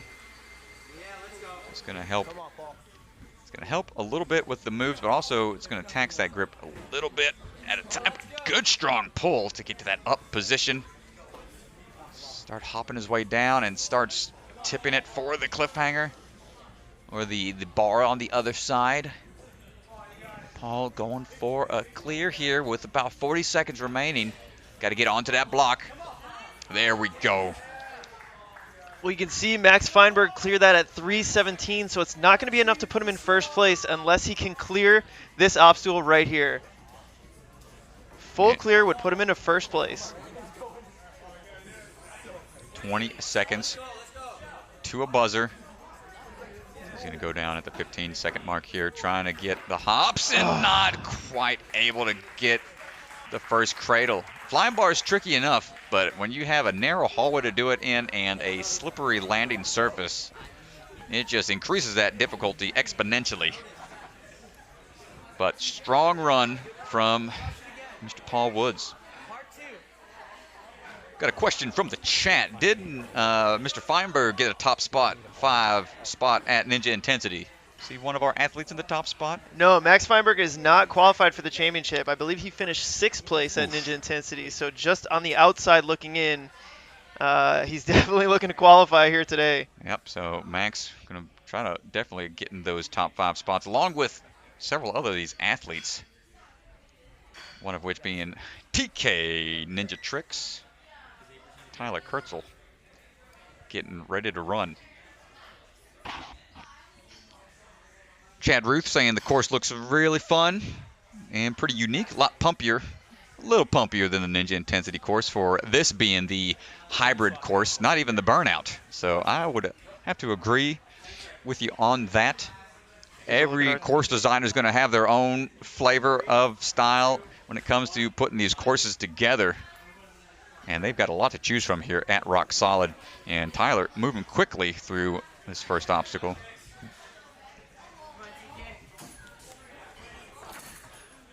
Sorry with the time, folks. Going to go ahead and get that out of the screen so don't get anybody confused with the time. But moving through here, Tyler's moving on into swinging around town here for the Dancing Stone. Nice job. First one I've seen do that today. Split the difference. Uses that height to his advantage. 1, 2, 3. All the way up and over. Gets a clear on there. Looking for his move here on the ring toss across. See him rocking some of that KT tape on the elbow. Careful on the throw. Oh my gosh. Keep those legs up. Cameraman trying to keep up with the action can be challenging. Holy moly, that was close. The ring was slipping off of its handle right at the last second. Takes the bar out of the cradle. He's at about 55 seconds right now, folks. My gosh. Yep, we got an unofficial time here back in the commentating booth. Trying to keep you up to speed. TK going for the up move here. Turns it sideways, immediately up and into those salmon ladder rungs. Go ahead and grab up onto that cone and descend off of the ring. Nice job.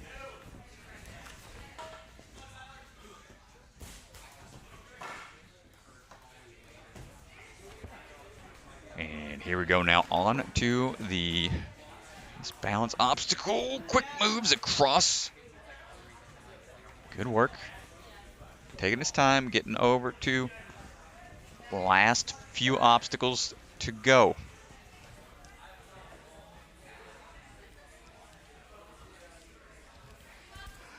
Taking a second here to collect himself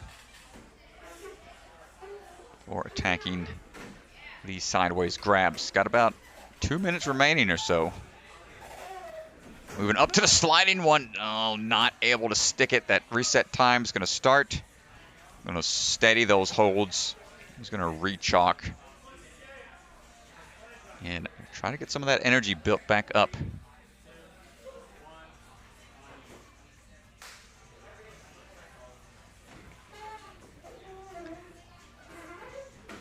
Hopping his way up.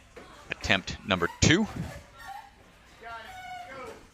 Gets these backwards moves here. And turning sideways just to try to eye this transfer. Ah, the transition. Not quite able to make that move on the way down. Hopping up in that direction. It's not too bad, but the way down is going to be a little more difficult with that body facing away from those holds. He's at about 320 right now. He's going to have one last good attempt here. Try to get one more point and just not able to get it on to that second move. TK Ninja Tricks. Tough break. Probably not too happy with that performance. You can see probably a little upset. That's all right. He's got 2 more rounds. It's not over. Not over yet. We've seen some people jump back from having a rough go on the first hybrid course or the first round in order to bounce back. They would just have to perform exceptionally well in the other rounds. So just taking a second here. I think Mr. DeGanji's heading out onto the floor. We'll take a second. And let's have a look at who our next athlete's going to be. It's going to be Evan Andrews. Evan Andrews getting ready to run. Once we get everything squared away with the cameras and the time and whatnot.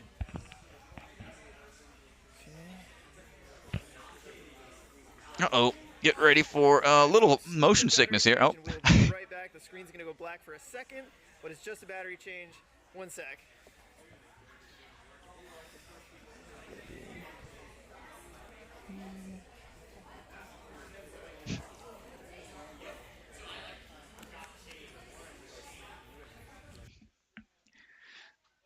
Oh, we're going to go ahead and switch cameras for a second. They are doing a quick battery change.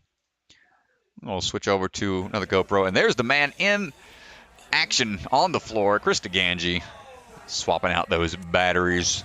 Oh, shoot. Hang on. Let's have a look over at our other angle here. You can see you've got those first couple of moves. Not much space for those hands. And they tip real easy. So that's going to be a tough one to maintain that grip on. So we're going to be getting ready here very soon. Looks like that battery swap out is good to go. Evan Andrews almost ready. Getting ready to rock and roll here in 1 second. Mr. DeGanji, welcome back. You were missed, good sir. And you Sorry about that, folks. You were raised in a barn, leaving the commentating door wide open. Had to do a quick battery change there. And we're going to get right back to the action. All right. Evan Andrews. All right. Really wanted to break into the top 10 after that run in Ninja Intensity at the first qualifier. Got 11th place. Almost had a full clear and just came up short when he was out in Colorado at the first event, but came out here with a little more experience later in the run order, so had a little more opportunity to figure out his plan of attack And here we go, Evan. I am expecting a fast run from this young man. Let's see what he can put together. On to the ring we go. Striding his way through. Making quick work here of the first couple of obstacles. Yeah, he's flying right now. Transition across. Good. Clicks it in. Getting that transition over and out. 44 seconds to this point. Very fast. Oh, boy. I'm expecting him to do some kind of big run up here. Get some swing built up. Huge swing. Ooh, where you going, Nice. my gosh? Almost took out the cameraman. Quick moves here. Nice little 180s. Looking comfortable up there. Same thing. Again, what's it going to be? Swinging forward. Big swing. Twist. And gets it into that cradle right away and just popping his way up. And you can see all it takes is just one run on a course, and these athletes can just figure things out so efficiently. Yeah, I mean, he just looks so smooth right now. He's got one hand here. Maybe going to... Not quite. Oh, I think he wanted to go for that off-angle dismount to get to those stable platforms. He's got to wait that full 15 seconds. 3, 2, 1. Try number 2. Hit it. Forward. Gets the landing quickly through. Nice job, Evan. But knows now he's got to pick up the pace and tries to start popping his way all the way up. Nice. Good transitions here all the way into that front facing, and man, swinging, keeping that momentum going. Nice job. Still a lot of time remaining. So much time, Strat. He's sitting here with 2 minutes left. And he has a fall. He's He had to wait 15 seconds. He had to wait on one of those resets, but not phased. Working his way through the inverter right now.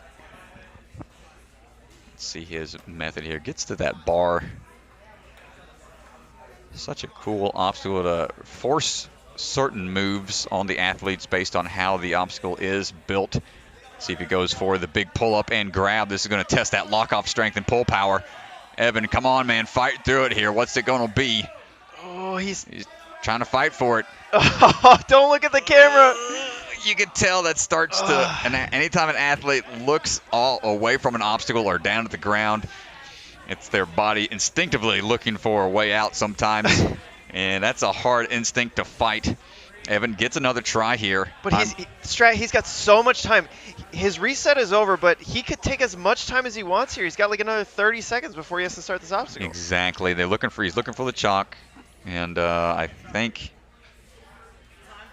he might try a big move across using that first cliffhanger. Honestly, or maybe getting to the cliffhanger on the second board and then going for an early dismount potentially with a lot of swing, because that is a big up move to make.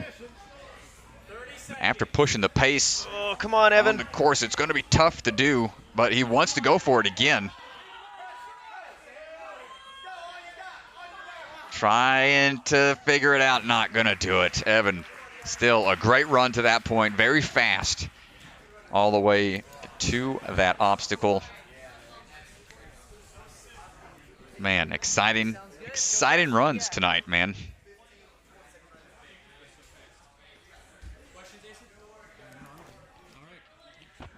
All right, gonna get a quick reset on that clock and give our next athlete, Asa Reynolds, 3, 2, 1, on you.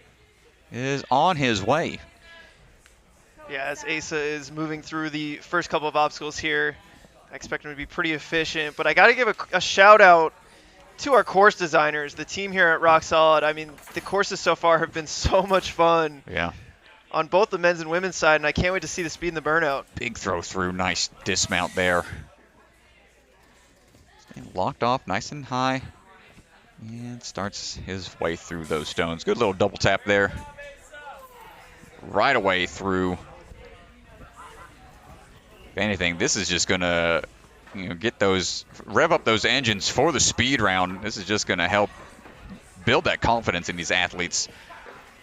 So they are churning and a burning. One-handed swings here, not going to be an issue. Into the throws cross now for the swinging salmon. Nice job getting it on the first attempt.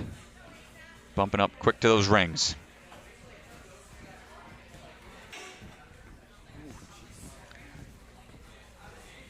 Here we go. Gets a good swing right off the bat.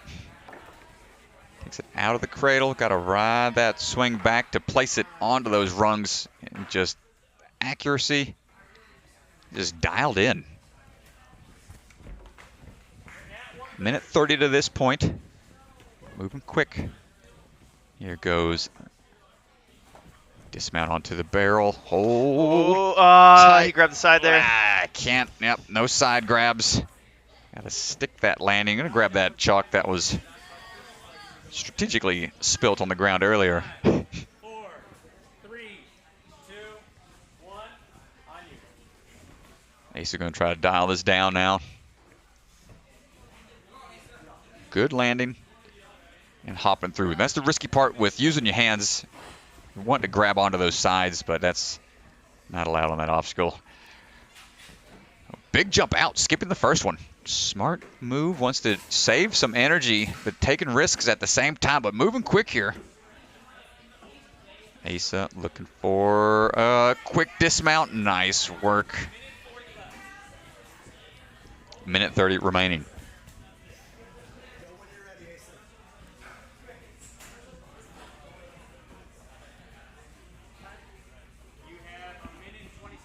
Count him down, making sure he's got the time and the energy built back up in those arms and fingertips.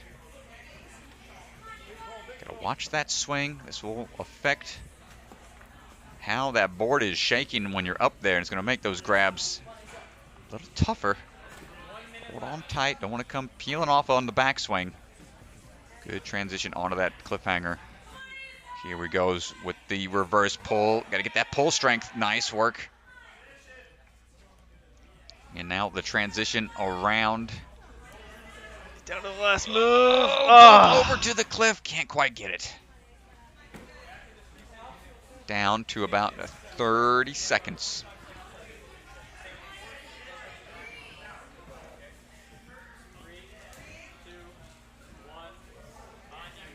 And it's going to be the last attempt that he can make with the time limit of 4 minutes here.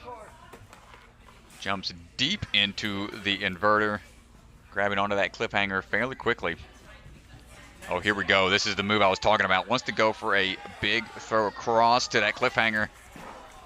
Couldn't quite make the grab, but gave it his all there. Nice job, Asa Reynolds. So we've got some other ninjas in the chat chiming in. Everybody cheering on their friends. Sam Folsom saying he wish he could have made it out here, Sam. Tough break, man. Wish you could have made it as well with you and your brother. Vance Walker back in the chat. Vance, hope to see you at one of these competitions as well. And here we go, Jay Lewis, Jay Lachey. Getting ready to lead the way. Whew. Quick dismount off of there. Just has to touch that platform on the way down. Moving through the first two obstacles very quickly. Jay coming around the corner. Striding his way through right away into that sideways run. Gets the dismount down. No issues there.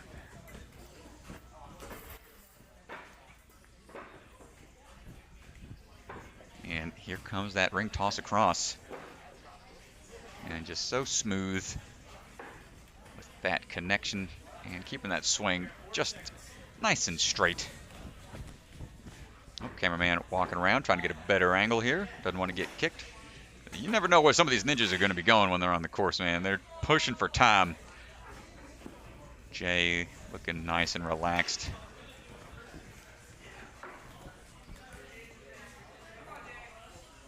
Being patient here. Popping his way up that salmon ladder for the dismount down. to this point at under a minute and a half, flying through. Here we go now for the barrel drop. And quick hop off of it, man, so fast. Camera's tough to keep up with at times. The athletes just cruising through. On now, 2 of these sideways throws. Popping his way through.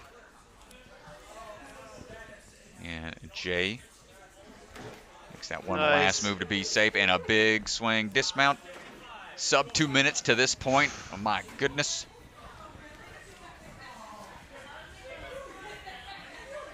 This man is flying. And right away onto the inverter after a quick pad up of chalk. Goes for that reverse grip on the clip hanger for that transition through. See him build that swing up immediately.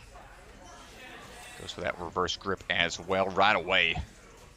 Just every swing, every hand placement just planned out in advance. Hold tight. There is the lock-off strength on display for the sideways dismount. Jay, good stuff, man. 1 more to go with a minute 15 remaining. Dude's got time for days. Takes that flying bar out. Let's see what he has in store. And just, man, right away, barely any rest. First one done. We saw Max get to the very end, just couldn't land that last cradle. Jay's halfway. Oh, one side. He gets the reset. He has plenty of time. He's got time. He's got 2 more attempts here with lots of time, or at least 1 more try, I believe. So he'll have 30 seconds. Less than that now to get going. Pops off the first one. Oh, he's going to have time. Does he? He's going to have maybe like 2 seconds for like it's not one. going to be a lot. Oh, my goodness. It's not going to be a lot here. He has to wait. But he's taking that 3rd try. He's like, I ain't giving up. Oh, no! Oh, no. The anticlimactic finish. But Jay getting to that point as fast as you did, good sir. Impressive work. But what a way to finish that run, my goodness. Oof. Oof in the chats. Oh, my goodness. Man, fun stuff out here. Well, leaderboard should update here in a second, but I believe that's going to put Jay in first place with a blazing fast time of 2:40. Max Feinberg bumps to second. Evan Andrews holding on to the top 5 right now. Our final runner for the hybrid course on the men's side is going to be, here we go, our fastest athlete through the open course, Matt Bradley. So Matt begins his journey, just leaping to the end of those pegs. Going through that first obstacle. On or beyond specific platforms. Clear that plane and keep on moving. Matt Bradley is on the move here. Let's see if he decides to try to keep up with the fastest time set by Jay Lachey, or is he going to be going for a full clear? Nice move. Or does he want to go? He's, nice jump going for over there. speed. He's moving real quick. Yes, he is. Just flowing through everything right away. Up and in. Oh, big swing. Going to skip a ring or 2. Oh, my gosh. What? No! A quick transition out. He wanted to make a fast move there. And, I think he's going to run back for a quick dip of chalk. Wherever the bucket of chalk's at, the ninjas are sure to follow. Goes for that transition again. Let's see if he can make that adjustment here. What move is he going to go for? Out and all the way up. Gets up a couple moves. right away. Doesn't even need to make an extra salmon ladder jump. Comes the barrel drop. Nicely done.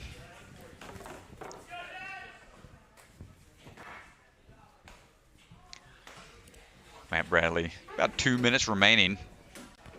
On now to the sideways moves. Oh, a little backwards here, but shouldn't be an issue. Was able to get that 180 twist. Get on out for that dismount. Nice work. 2 more obstacles. Ooh, I'm getting tongue-tied back here. Obstacles to go. Of all the words I should be able to say, obstacle would be one of them. On to the inverter.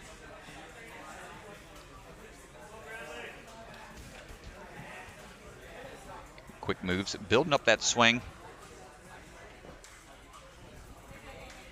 On to the cliffhanger with that reverse grip right away.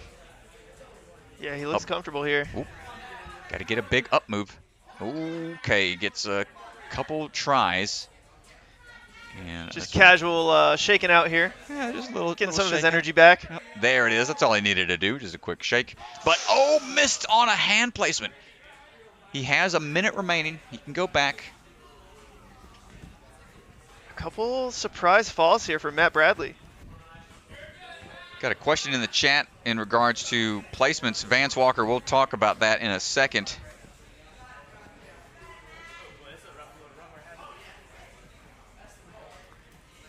It's going to shake out.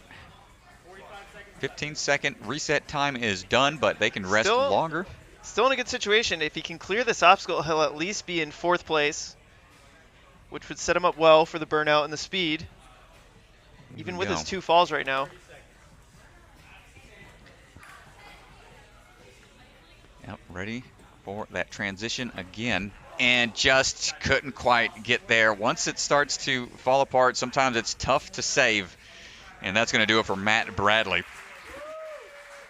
And that's going to do it for the gentleman. Question from the chat was from Mr. Walker. So placement in this round, or in round 1, matter for overall points, or just to see who's in for the other rounds? Good question. Vance, the open category, that one is ran by all the athletes, and the top 10 men, top 10 women is who you're watching now. They are the ones that placed the best in the open round. The speed and distance that they went on the course determines the run order for the remaining courses. But these 3 courses, the hybrid, the speed, and the burnout, are the 3 that are going to get them the points that they need. The camera's going to be walking on back here. You'll see us in just a hot second. Hello, everybody. It's a little dark. Probably have to change some of the lighting settings if the room we'll be looking at for the time being. But we're going to pull up another leaderboard for you to look at, so you don't have to look at our ugly mugs back here. And give us a chance to stop talking for a little bit. So we're going to look at these leaderboards and talk about what's coming up next. But great work out there. Appreciate the help from the camera staff. We're going to talk about what's happening next.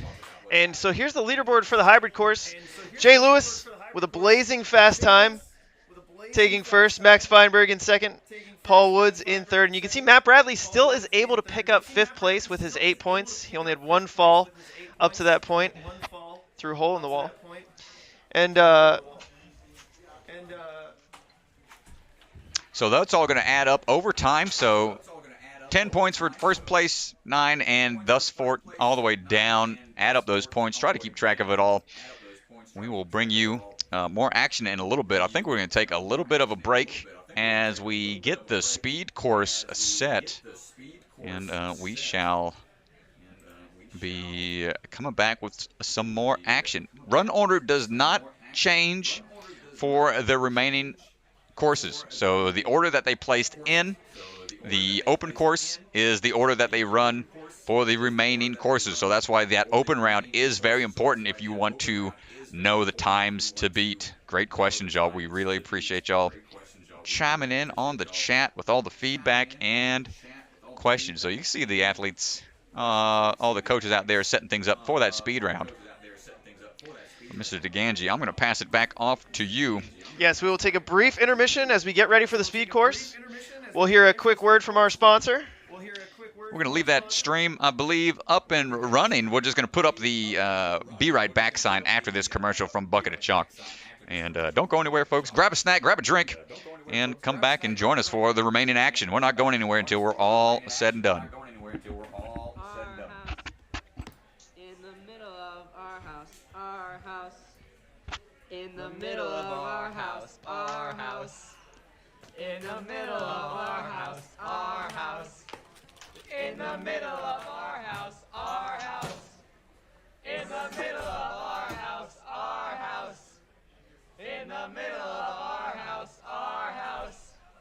In the middle of our house, our house. In the And a huge thank you to one of our sponsors, Bucket of Chalk. The Bucket of Chalk kids put that commercial together. And I think the most alarming... Sorry, folks, we got our other camera back here, so I'm getting a delay. 1 second. I think the most alarming part of that commercial is when Enzo pulls the hot cookie pan out of the oven with his bare hands. It makes me nervous. It makes me feel like Enzo should be wearing oven mitts. But anyway, I digress. We are going to take a brief intermission, and we will be back shortly.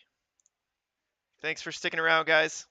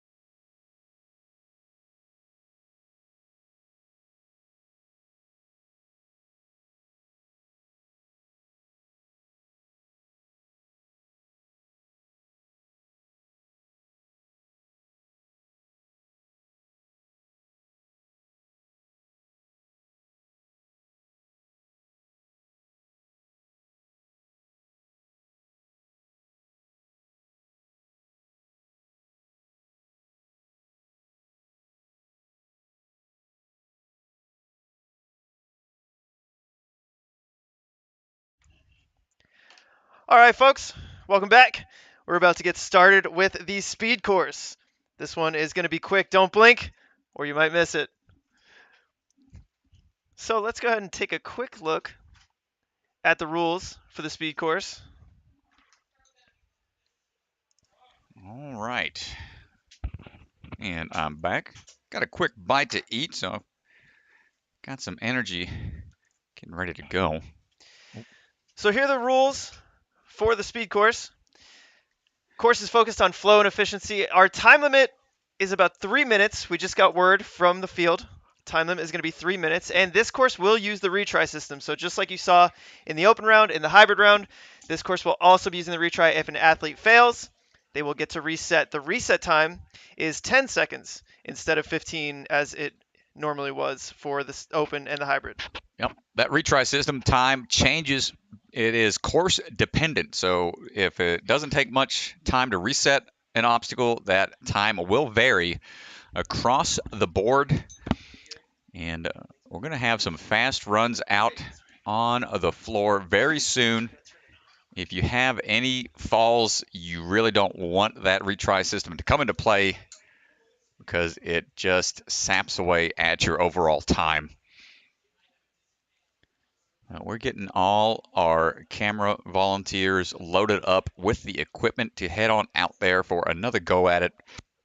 We'll be starting with the ladies first and getting going soon here. All right, getting the camera on its way. Refresh this feed, and we're back. Heading out we're to the live. course here. Let's get the audio from the course.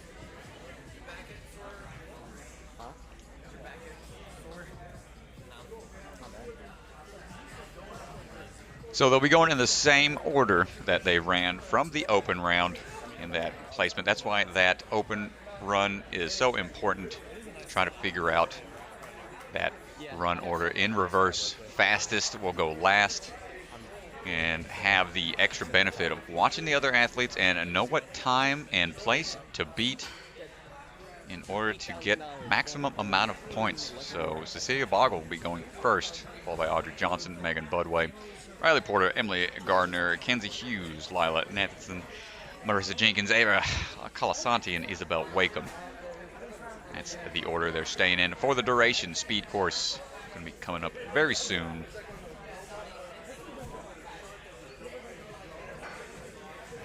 And let's see if we're going to have the same domination from Isabella, putting on a strong performance on the first two courses. Really excited to see. Oh my gosh, who just ran and jumped? Sorry, we had a little, get a little peanut gallery out there. But I am excited to see Audrey Johnson. Her parkour background has been growing since working out of motive movement. So we'll see how that comes into play. Not sure to what extent this speed course will have some parkour stuff. She's more of a climber, so that burnout will be one of her strengths. We have some other athletes. Megan Budway's been working on her speed as well. And we will see how some of these other athletes perform.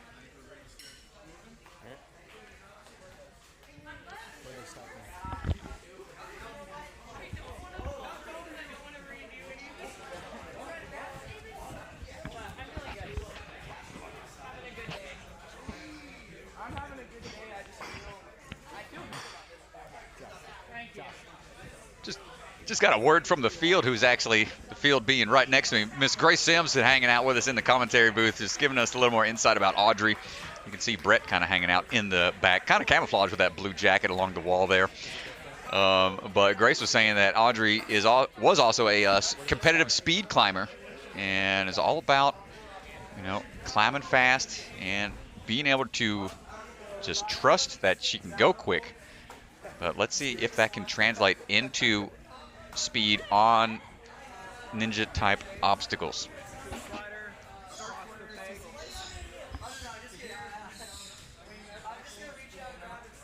So we're going to be just doing one last walkthrough. You can see that buzzer right there. That's where they got to get to.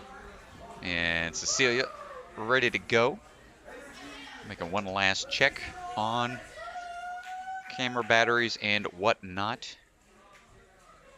Chad Ruth in the chat. Grace, hi, I miss you, says Chad Ruth. So, Chad's got giving your feedback back to Miss Grace over here.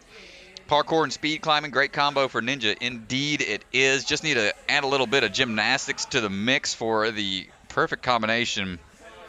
Rock climbing, parkour, and Ninja seems to be the triple combo of skills that really helps in a lot of different aspects of the sport. And I think these athletes are really warmed up now after doing that hybrid course. And any course that you can do can be a speed course, but this one's definitely built for speed. You'll have a lot of quick laches, tiny moves, but making them quick and efficient as possible.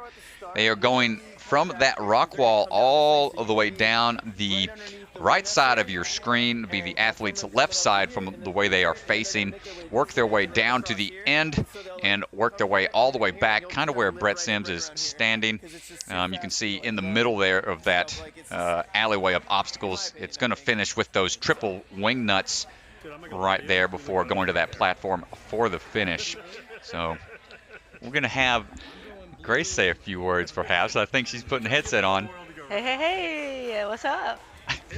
What's going on, Grace? Appreciate you chiming in, hanging out with us. I'm glad y'all came all the way from Motive. Yeah, this is exciting. I love the format.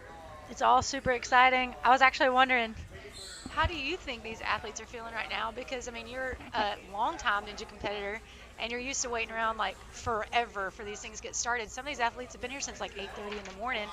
You know, if they didn't have to be here till the second wave, they're probably fresher. And then some of them have been here a long time. Great point, great question. They are probably feeling it a little bit, going from high-speed, competitive nature and then having to tailor it back a little bit in between these rounds. All those adrenaline rushes just over and over, spiking up, coming down. Yeah, no, this is a great format for those athletes looking to progress their competitive careers into things such as American Ninja Warrior primary show, since those multi-stages over a course of a couple of days can be extremely taxing. I know the format's changed some with the season 13 going from qualifying rounds 1 week to city finals like a couple weeks later now. But Las Vegas finals, those stages all back to back can be really taxing. So have the stamina for it. Yeah, this is going to be a good test. You know, 4 courses in one day for some of these people from 8 in the morning till, you know. It's an all-day party, hours, man. Yeah. It is a gut check. Hey, party. I like how you phrase that. It's all-day party. We're getting there, folks. We're getting close. Again, chime in on the chat. Jules of Sparkle says, "Hey, Grace, hope you feel better." Thank you. Yeah, she's thanks. She didn't know she had a little injury worth out skating around on her rollerblades. If anyone's not roller skating, you're not living. There you go. No, I'm sure I would have taken first place in this competition if I didn't have a hurt knee. So I just want everyone to know that is on the record. No, Let them know, kidding. Grace. Just kidding. This is so exciting. I mean, all of these girls are so amazing, and like, you know, Isabella's record, like in NL, Ninja Warrior this year, last year, she's just been crushing it, and so many of the other girls too. Yeah, definitely fun to see how they perform in a different format, away from the traditional style of just one and done type competitions. Falling is never a good thing, but with the change of format, it allows these athletes to really put forth their best effort on every single obstacle in order to see who can achieve the best possible outcome. Long days are tough. Mr. Chad teaches athletes importance of warm-ups and cool-downs. Very good. A lot of these younger athletes don't even have to worry about these warm-ups or cool-downs. I walk into a gym and these athletes see me, "Hey, try this new thing we came up with." It's like, I need about an hour and some Advil ahead of time. So, oh man, coach is here just doing some final checks. I'm actually curious what is the oldest athlete right now who's still in it? Oh, great question. I'm curious. Our oldest athlete that was in the top 10 in Colorado was, man, who was it? No, O&A. O&A had a competition where the oldest guy was Daniel Gill, and he was like 26, I think. But here, I'd have to ask around. Let me check my spreadsheet here of bios. I know we got some young athletes, 13-year-olds.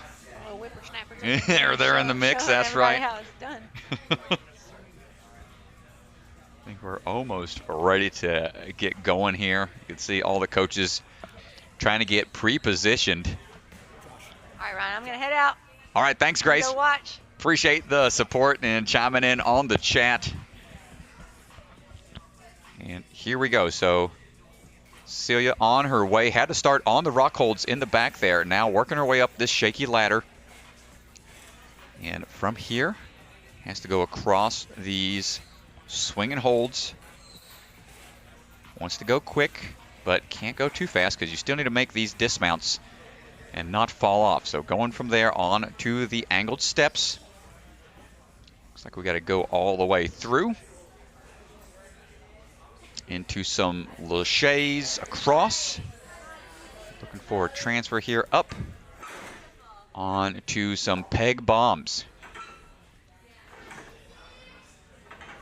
Got a swinging, unstable platform with those hands making that transition, not dropping from one transition to another is just going to tax that grip. So trying to make sure she's got the swing for it. Nicely done. And right away into the wing nut throws. Trying to dial it back here. Last obstacle.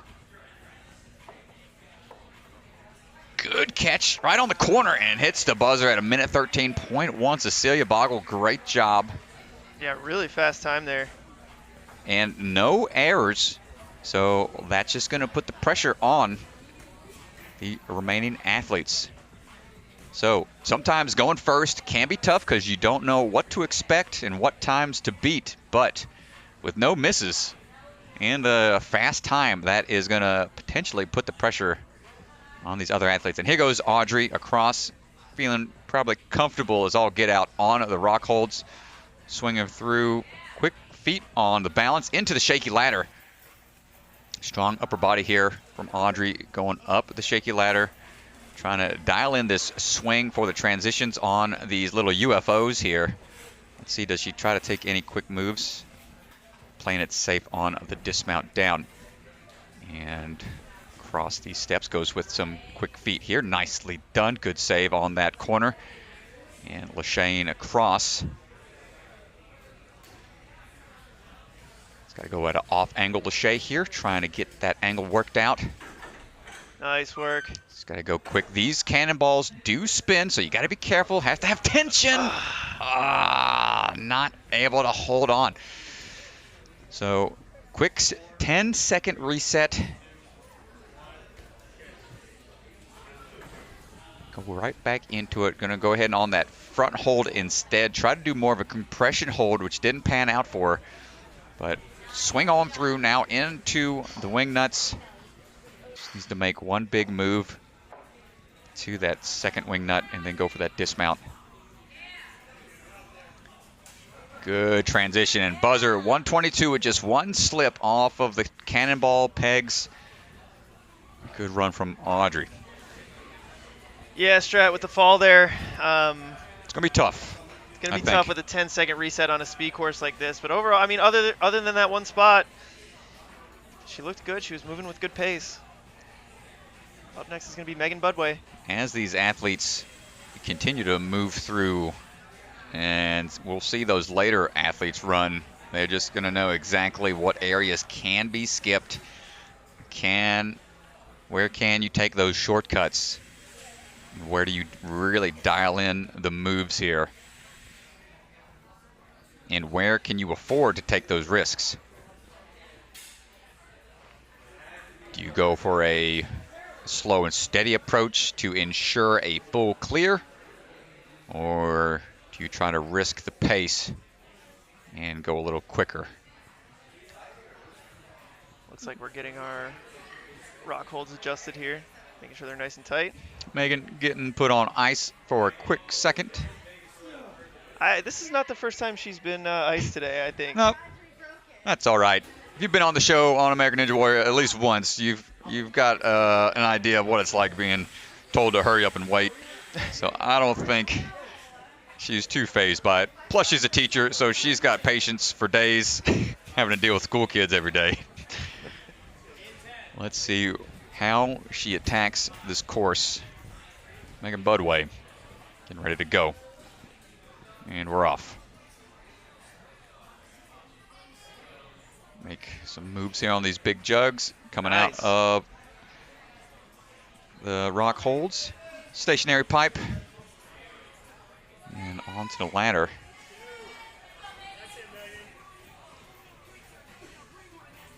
Into these little UFOs. Let's see if she can do any quick dismounts here. Quick one-handed swing. Right away into it. Climb on top. Try, maybe we're going to see a link lachey perhaps. Nice. Ooh, almost had it. Was I thought that her hips were lined up for it. She had the lineup. Chose not to take it.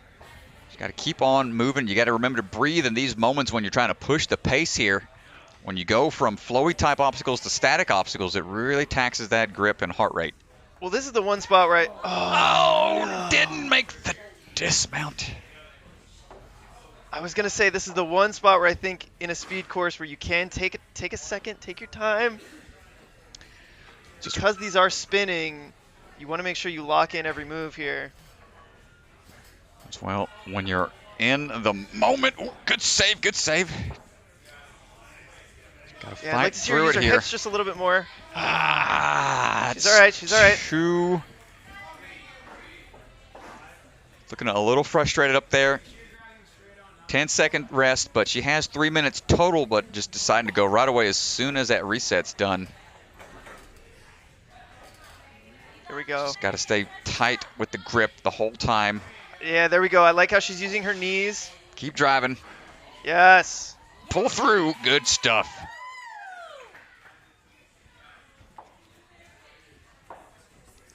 Trying to get this wing nut swing built up here. Transitions to one handhold. Not quite going to get it. 3 tries. And still some time remaining. Grip just might be taxed from those cannonballs. Yeah, unfortunately, I mean, she was so close on her first try on the cannonballs to the dismount. Gets there the it hold is. there. Let's get that having dismount. to do them 3 times. And Nice. buzzer. Oof. You're going to walk that one She's off, I think. frustrated, yeah. Yeah, that's okay. Understandable. These athletes are trying to perform as best as they can, and when things don't pan out, that is totally understandable. But still, gets through it with a couple of misses. Riley Porter getting ready to run right now.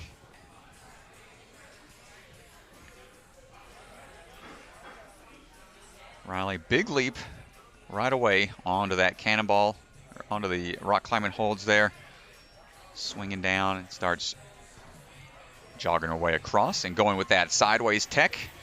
Nice switch grip approach here, going straight up the ladder. And these mini UFOs have some pretty nice in cuts for their fingers. She is also a rock climber, so probably not too concerned.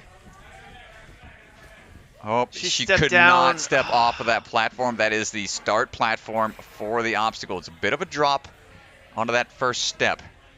Well, So, you can see what she's aiming for here. Yep. First place right now, 113. It's going to be tough with that fall.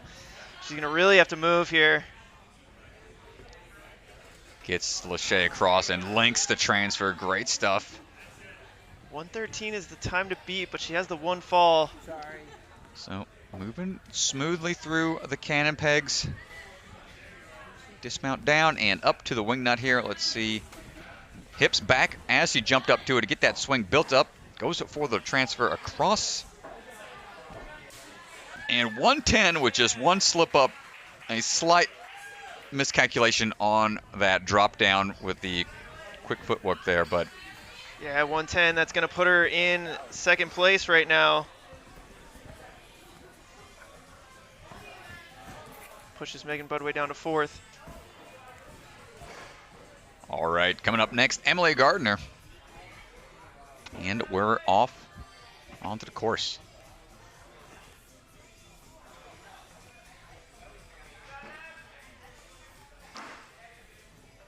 Starting a speed course with a upper body style obstacle.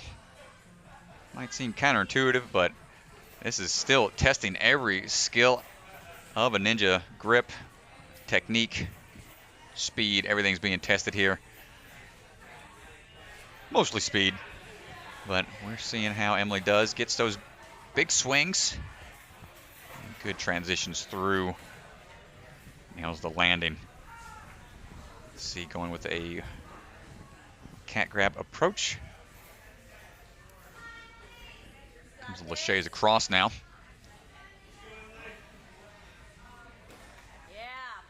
Nice grab. Gonna try to line this throw up, making sure she's got that sideways move. Line this. It's just a little out of reach. Tough move. She's got to go all the way back for the Lachey's.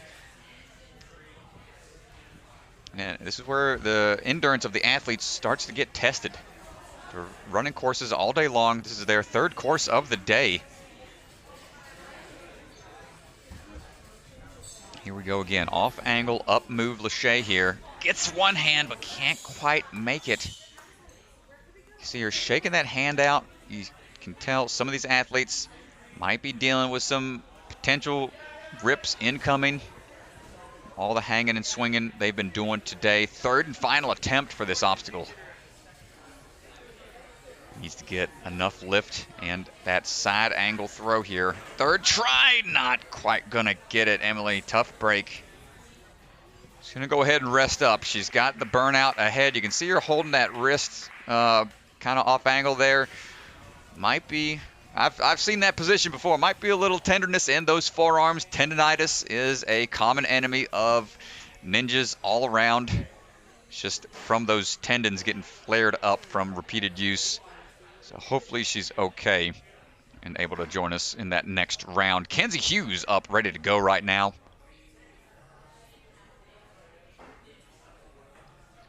Nice. Kenzie pulling her way through. Definitely want to just be smooth here. Smooth is fast, Strat. That's right. Smooth is fast. It's an old Ryan Stratus saying. Fast. Wait. How'd it go? Smooth is dry. That's it. Making her way up that ladder. Figuring out the timing of the shaky ladder into these long strap swings. And doing it efficiently. Shave down some time. If you get it just right, watch those corners. Here comes the Lachey across. Nice, leaves her hips back. And already eyeing that angled throw, nicely done. And notice how much that... These. Gotta keep on moving. Kenzie. Yes, come on, Kenzie. Stay on top. Oh, little out. slippage. That's okay. She's making sure she's confident on the backhand before she moves the front. So easy to have a slight missed hand on these spinning, swiveling obstacles. Good stuff. She also knows that if she gets through this without a fall, I mean, it's going to she's put her in in a really good spot. position. Lining up for the wing nut here. Matches on the front end, grabs on the back side of that wing nut, and just going to go ahead and go for that dismount. And there it is, full clear from Kenzie Hughes. Minute 32.6, great stuff.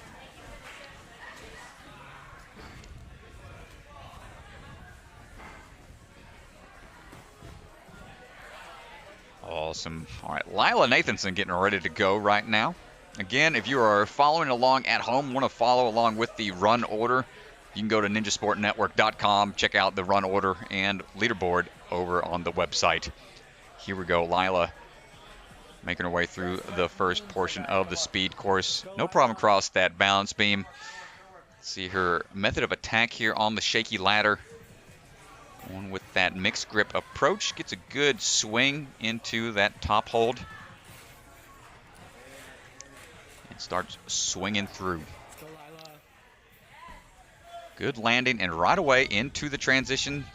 Nicely done. Just got to have that confidence, and she is moving here. Do we try to link? Catches on the front and gets that link all the way up to the cannonball pegs. That's the only problem with having that linking Lachey is it adds a little bit more momentum to that landing, and since that bar is on that track, it's going to make that transition a little trickier. But she's locked in here and moving through quickly. Almost gets a sub-minute here as long as she can land this throw on the wing nut. Nice. Nice work. Almost gets that dismount in one, Nice but gets it in work. two. Good stuff. Lila Nathanson in 106. Fast time, no misses.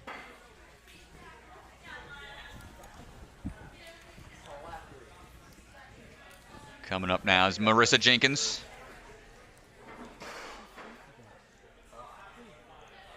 Yeah, you can see the results on the left-hand side for the top 5. Lila Nathanson puts herself into first place with that run. Big leap up to those rock holds.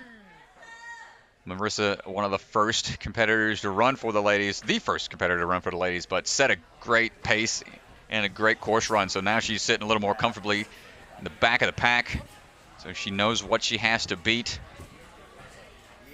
Keep moving up. Gets a little hung up on the swing. It starts her transition across.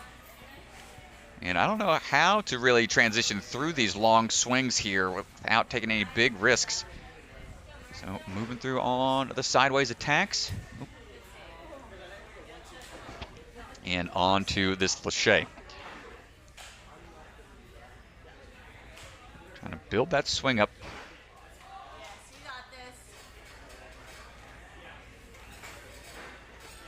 Getting up to that swinging bar there. And starts her sideways journey here. Got to make sure your hands get all the way on top of those cannonballs. Yeah, they spin easy in those peg holes. So she is really trying to stay locked in here. Doesn't want to have a slight miss. And gets the dismount. And last move onto the wing nuts. She's a little crooked here. Yep, it's going to be timing and just couldn't get a hand into the handhold. Tough move. Almost had a full clear there. It's all right. She's going to shake out. Wait for that reset time to end. And let's see if she changes her technique here or just go for that same approach. Going for the match on the front end now. And not quite able to make that match again. So that's 2 down. Less than a minute remains on the timer. Third attempt. Third and final attempt here. And not quite able to get there. Marissa had a strong performance to that point. Was going quick. But the grip just, it starts to add up. And every little bit starts to tax the fingertips and the pull power, and just couldn't quite finish out on those wing nuts. Ava on the course, getting ready to go.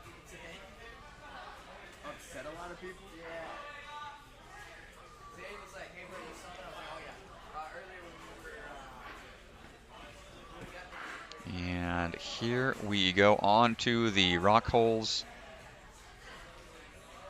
Swinging through, gets through the first one no problem, and starts her ascent on the shaky ladder. Yeah, and if you look at the left-hand side of the screen, here's what she's trying to beat. 106, no falls. Oof. Lila Nathanson sitting in first place right now. 106, gonna be quick, gotta go fast. Not a chance really to catch your breath at any point. You gotta just keep on moving. Lines up this sideways throw. Nice job. Almost goes right away into it. Ay. Nope, she didn't want that to happen. You can tell. Not too happy with the suddenness of that drop. It's all right. She can shake that off real quick and get right back into it. And the fact that the cannonball spin, it's such an equalizer, because if you're trying to go fast, it's such a subtle thing. And the tiniest little spin could just throw your hand right off. Yeah, I think we're going to see. She won't be the last one to make a slight slip up there. And looking for that dismount. Gets through it.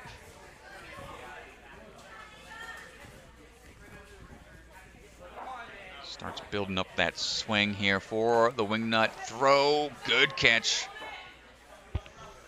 And Nice, a gets the buzzer with buzzer. just one miss. Good stuff, Ava. Isabella Wakeham, last runner for this wave. And we'll bring out the gentlemen to see how they do. Isabella, after the hybrid, currently sitting in first place.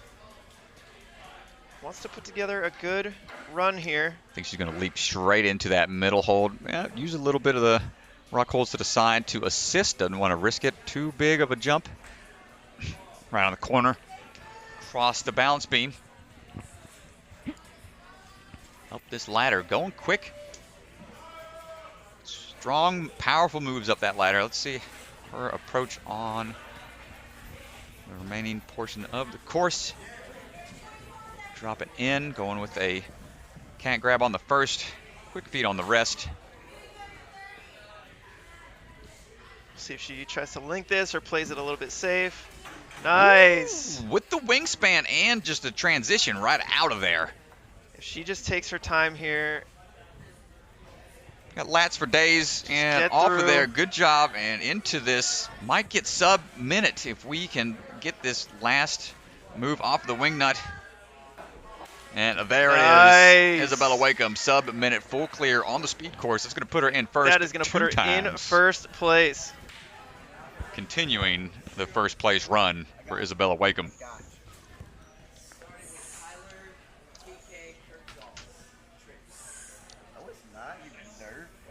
Good stuff, y'all. We are going to be transitioning through to the gentlemen. Bye, Grace. We'll see you later. No. It's the same run order. Good stuff, y'all. Good stuff.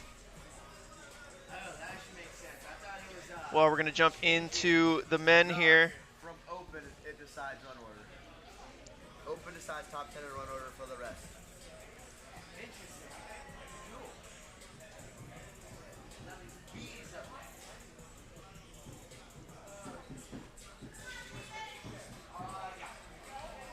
Hey, get Jay up there. Get Jay up there. Jay, get there.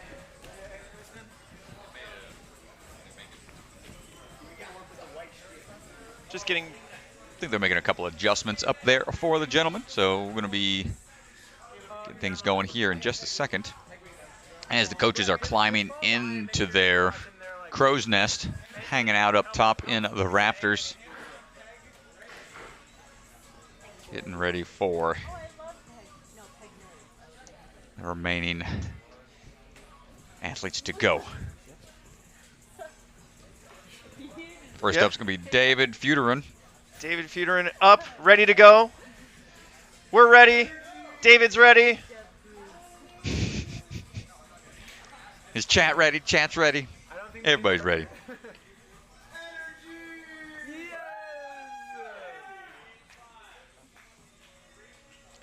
Let's go underdog right here. Youngest athlete of the group. Let's see what we got. Coming down through the rock holds into the ladder right away. Quick feet across that beam. And good reach out for that first. Ooh, that second one had to fully outstretch for it. And through, looking for the moves here. Saves it. Into the laches. Up and over, links it through, gets onto the cannonballs. Remember, got to dial it back just a little bit. Be ready for those spin.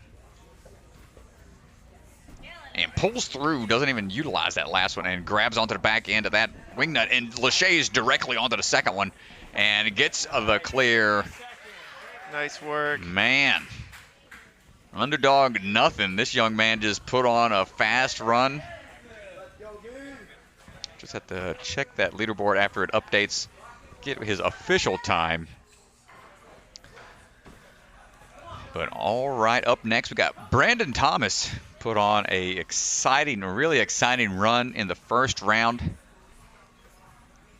Let's see what he decides to do here, if there's any changes. It's a little twisted up on that one hold, but that's okay. He's going to dial it in, get across, start moving up This is a home gym, so should be familiar with a lot of these different obstacles. Back and forth we go. Lining up that dismount, being careful on the ankle still. Nothing too crazy, and right away in for the Lachey's, links it through. Transitions really far onto those cannonballs, halfway, just skips those first couple with that wingspan of his. And sticks that landing there right away onto the wing nuts, taking that extra backswing. Hips are a little off, but, oh, trying to dial in the dismount. There it is. Oh, slaps the buzzer before he hits the ground. Somebody check that man. Check your mans if he's okay. Holy moly. Okay, he's laughing. He's laughing. Probably clipped his oh no, he's just chilling. Okay, he's good. Man had banged his elbow a little bit in the process. Hit the buzzer on the way before hitting the ground, and that's a clear for that young man. Oh my God, he's just going all out. All gas, no brakes. Brandon Thomas. That's the most Brandon ending ever. Sam, let's go. Coming in hot off of that first obstacle. Now he's going to try to turn up the pace a little bit. Sam was one of our furthest, earliest athletes to make it towards that end portion of the course, and does a quick drop down Lachey instead of going for a static hold. Striding through and looking for that Lachey move up. Nice job. Transitioning onto those cannonballs now. Start bumping those hands across, making sure the grip stays in play. Hips back on the leap to that wing nut. Catches on the front end and swinging through for the clear. 49 seconds. Full clear, fast run. A lot of sub-minute ones on this course. I made it worse.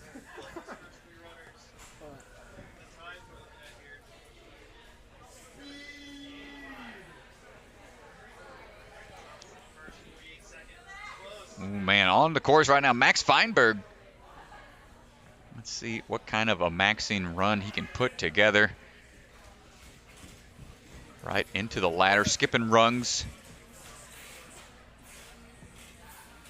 So just under 50 seconds is the time to beat. Let's see if he has any shortcuts.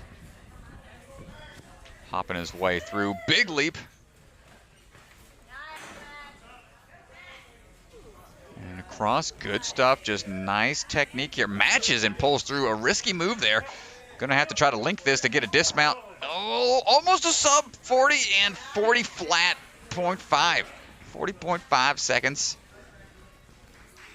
Wow.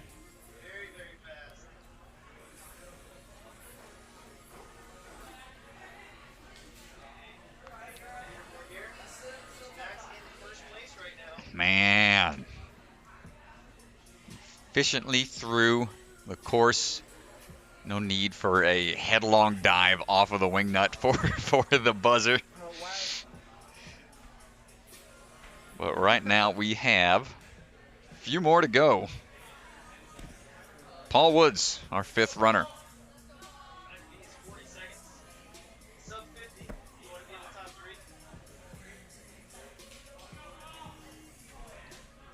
Big leap. Use them legs. And up to that third rung. He's just trying to take what shortcuts he can.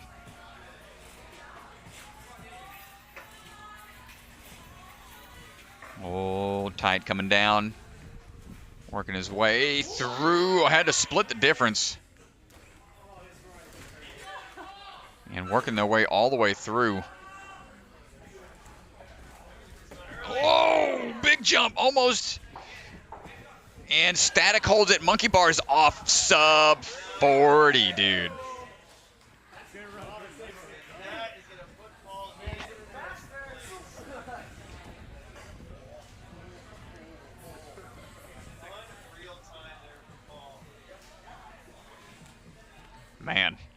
these, like I said, the later runners, they start seeing the times they have to beat. That's the disadvantage of going early. But you're the one putting the pressure on those later runners, so they're definitely feeling it. They know they've got to really pick up the pace and try to make some risky moves when they can.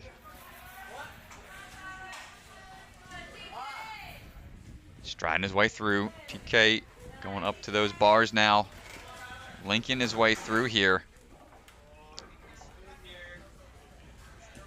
I don't know, got to be careful on this big dismount. Big throw, pull through, gets the landing, and right away onto those wing nuts. Going to go for that monkey bar method as well. Gets another sub 40, 35 seconds. I don't know how much faster we can get this course, Mr. DeGangi.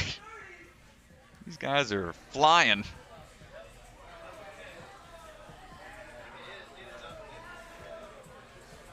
Evan Andrews. The time has consistently dropped the entire run order. We're going to see if Evan can continue that trend. Quick up through the ladder, right away on to the UFOs. Dropping down. Pulling back to get that tension. And then striding through these blocks into the Lachey across here. Moving up. And dials it back just a hair for the transition on the cannonballs. Gets all the holds. Oh no. But still, go, turned around and gets the buzzer anyway. Oh, sorry. Okay, my voice did not need to get that high. I got so excited. 32 seconds. Let me bring it back down a couple octaves. Holy moly.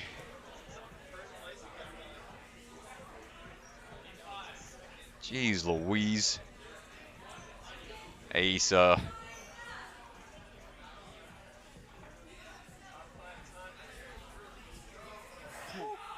You hear the crowd yelling at him to push the pace, and that's when risks tend to happen. So, gotta still be careful here. And I'm not sure how these athletes can even possibly pick up any more slack. I mean, they're just flying through things as efficiently as possible.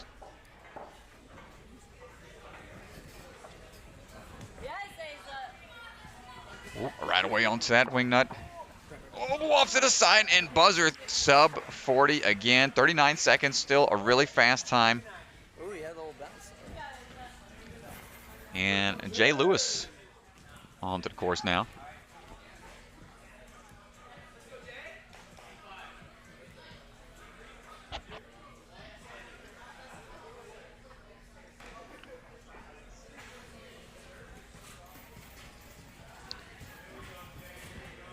Jay on the move here. Ooh, quick move there. Come on, Jay. Let's see what we got. Sub 20 to the halfway point. Oh, big swing. Sideways. Throws it through. Oh. 20, sub 30. Ooh, good grief, man.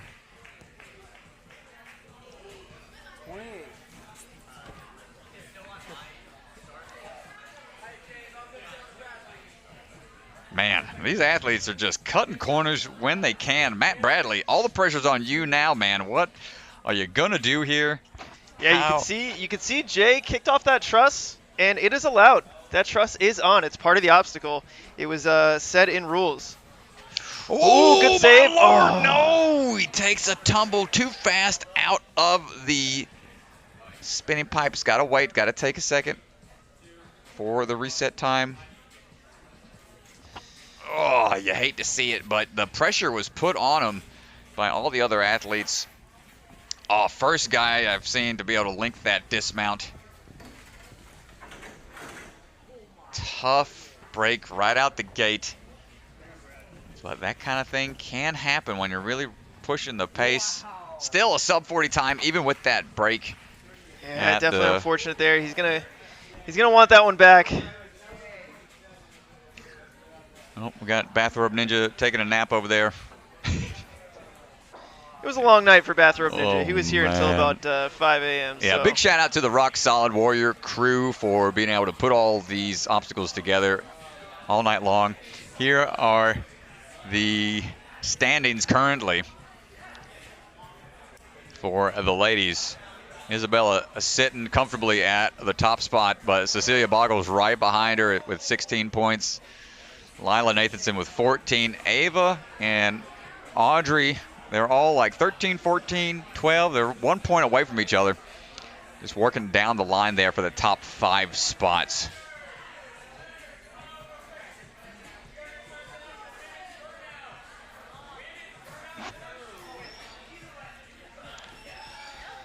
Yeah, Isabel Wakeham right now, 20 points. She's looking for the sweep. Trying to get there. 2 first places. So notice it says Speed 1 and Hybrid 1. That's first place gets you those 10 points. So it's like doing some quick math. Well, there you go.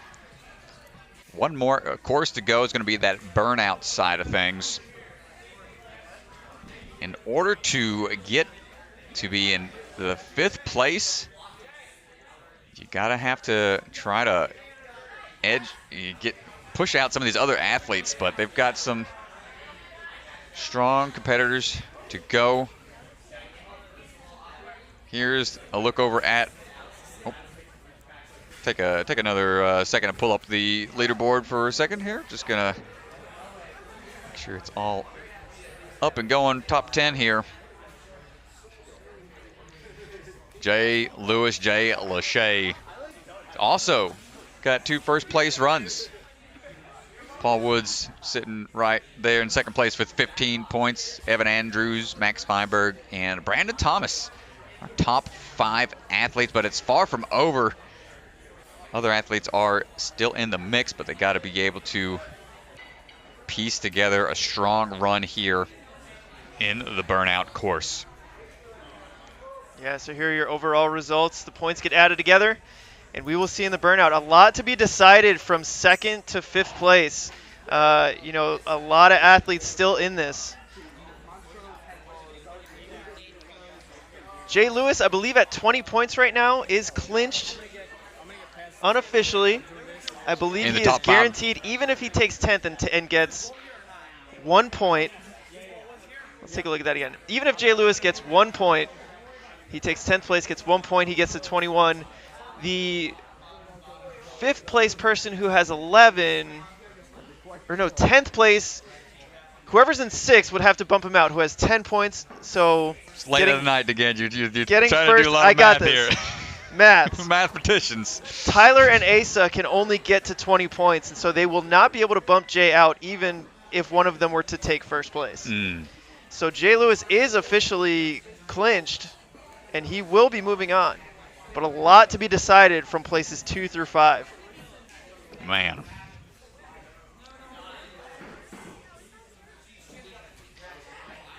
So I just want to take a second to thank our sponsors, Bucket of Chalk. Definitely appreciate our official chalk sponsor. You'll see Bucket of Chalk buckets out on the course. And you'll see this amazing commercial more than just this last time.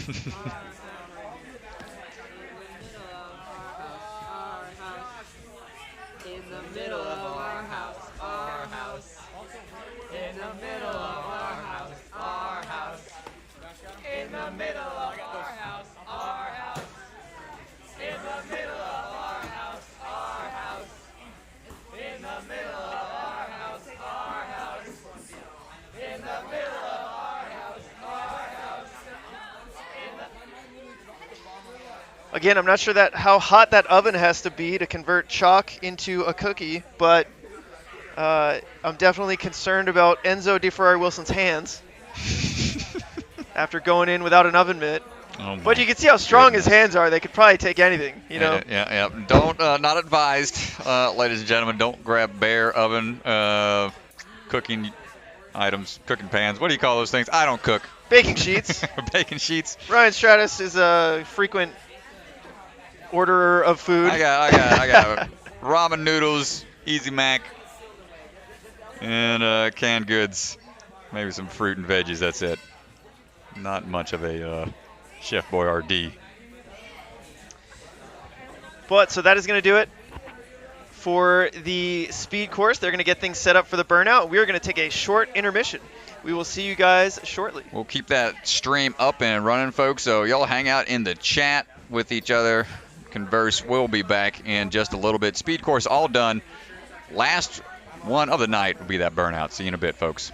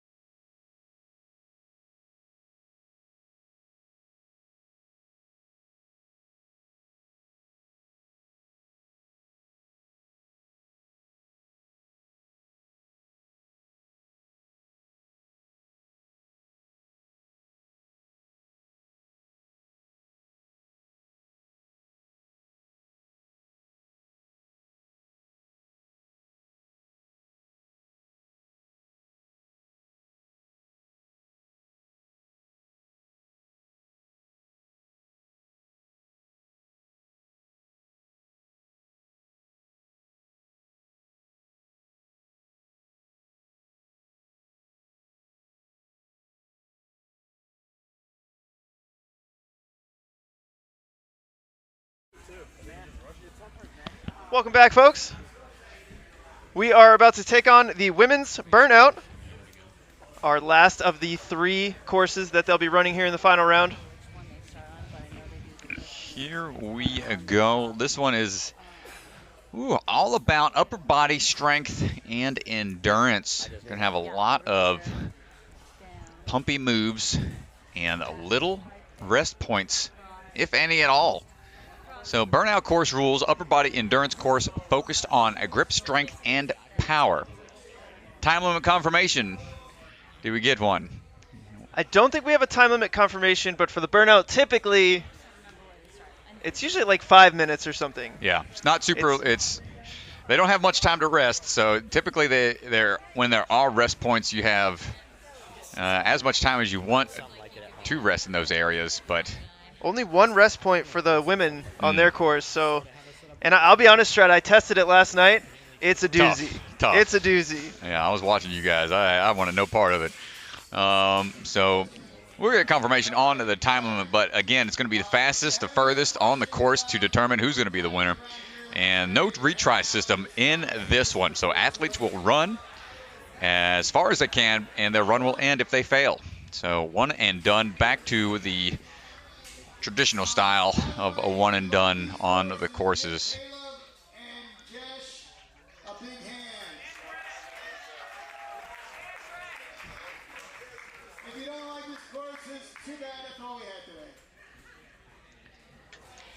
Ken Auer, just addressing the crowd.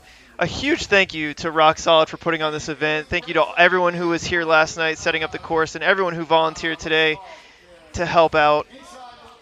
Yeah, don't forget, y'all, that second Rock Solid location is going to be opening up hopefully in the springtime, and just in time for their Wounded Warrior fundraiser event that they've done for the last year or so. Going to be having another one of those around the end of February, so not quite springtime, but just the start of the year, the end of February. Hopefully they'll have everything up and running at that new location in the Holly Springs area, just outside of that area. So very exciting to see new spaces from Ninja Brands being able to expand. Tough times with the way things have been as of late, with COVID hurting a lot of businesses, a lot of small family-owned businesses, definitely taking a hit. And it's good to see, you know, people coming through those situations and still being able to excel in their businesses.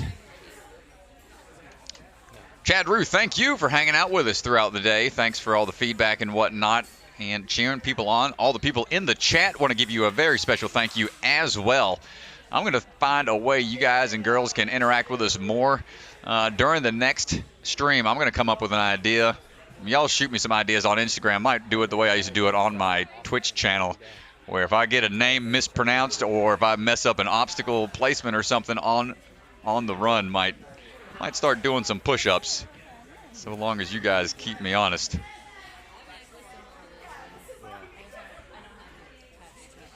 But we're going to see. I like to switch out the chain because it's not like actually attached. We're going to see how this is going to pan out.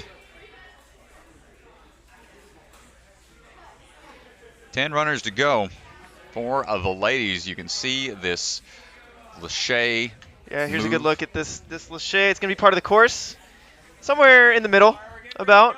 Yep, they've got pegs going across into cliffhanger holds, into some hanging vertical grips underneath into that area. Oh, watch out. Going to be moving on to the start line here.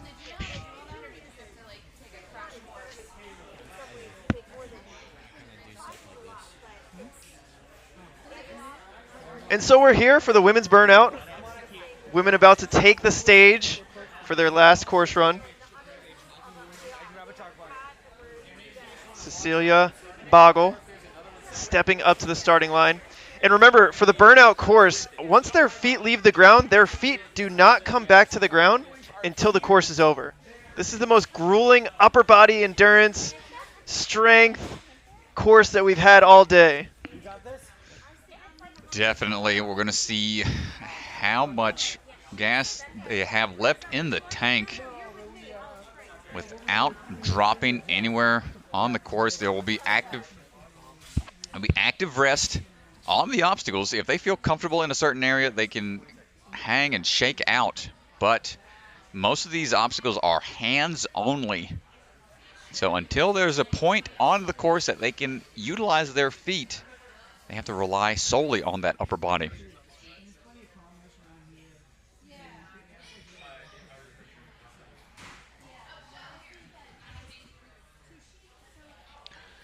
So here we go, getting some last minute tips there from the Ninja Street crew. Vinny Castronova ran earlier in the day, still hanging out with fellow teammates from Ninja Street down there in Miami, Florida. If you're ever down there far south in Florida, definitely go check out that facility. Not many ninja gyms down in that area. And here we go. She's going to go ahead and stem out a little bit with those pegs.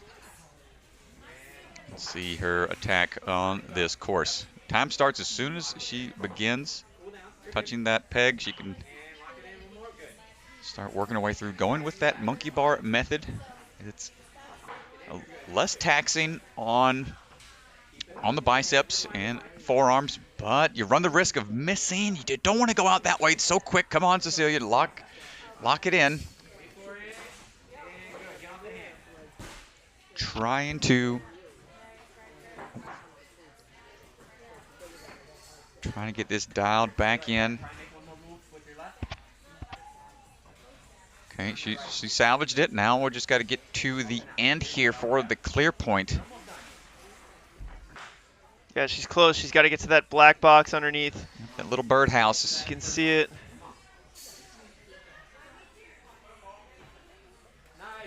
Oh, good reach and hold tight here. Now we got to start digging deep. Now they go right into the cliffhanger. You can see how brutal this course is going to be. This is only the second obstacle, basically. And not quite going to get it. And those are some big moves. Those are not tiny cliffhanger moves. So that's going to do it for Cecilia. Yeah.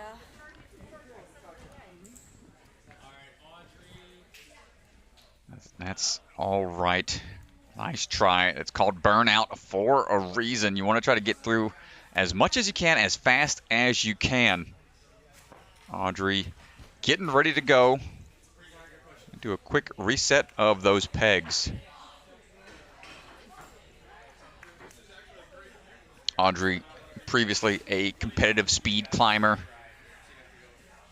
and now coaches ninja classes out of Motive in South Carolina in the Greenville area. Motive has become the mecca of the Southeast as of late, since they opened up late summer last year. Have only been open for about a year and some change. Let's see how Audrey decides to attack this course. Remember, it's one and done now. She's hanging, no longer able to reset. Looks like she's going for the monkey bar method on the pegs.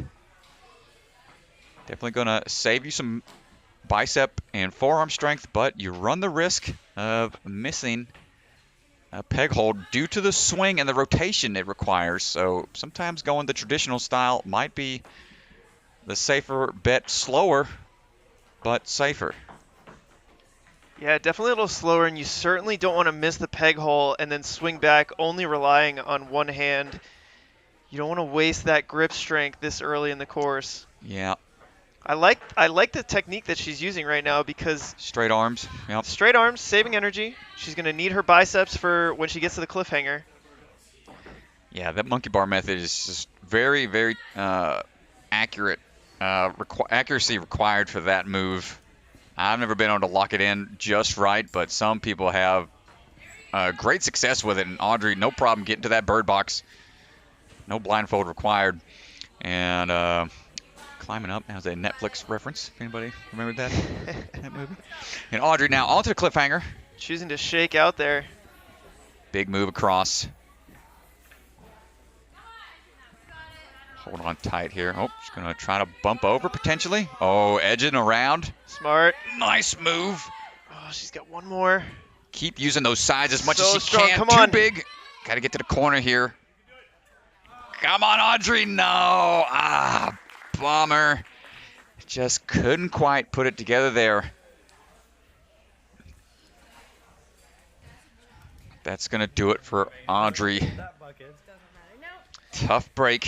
So Still I'll say, Strat, that when I ran this course last night, I got up to that obstacle that she was about to get to with the nunchucks, and I could barely open my hands. And that was fresh, right? That wasn't even And that was after, like, fresh. That was 3 fresh. other This courses. this is really not easy. 3, 2, 1, on you. All right, Megan Budway on the course now, the Music Ninja. She's a music teacher in an elementary school. And let's see her plan of attack, going with the steady monkey bar method. Good accuracy. She is moving very quickly through this. Just able to dial in those pegs. Oh, the Okay, back come one on. seemed to be a Don't little panic. stuck, but yeah, not all peg holes are created equal. Yes. Getting all the way through here. Transitions over quickly. Now we've got to burn through this cliffhanger so we can get out of here onto some more normal holds. Yeah, you want to move quick through the cliffhanger. Don't waste too much time. Good side grab of that cliffhanger. Yes, Moving Megan. fast. Got to get onto this dog bone. Come on. And now just So- pull up here, then you get to a bar. Yes, Megan. Keep moving quick here. Can still go with sort of locked straight arms here. Doesn't need to go locked, but good match. Notice she's going 2 hands on. Rock holds. Can't use feet. This is hands only still. Got to go all the way around. This is a tough reach. Let's see her plan of attack going around the front side. Oh, getting a little hung up. And there we go. And here comes the laches. Megan shaking out.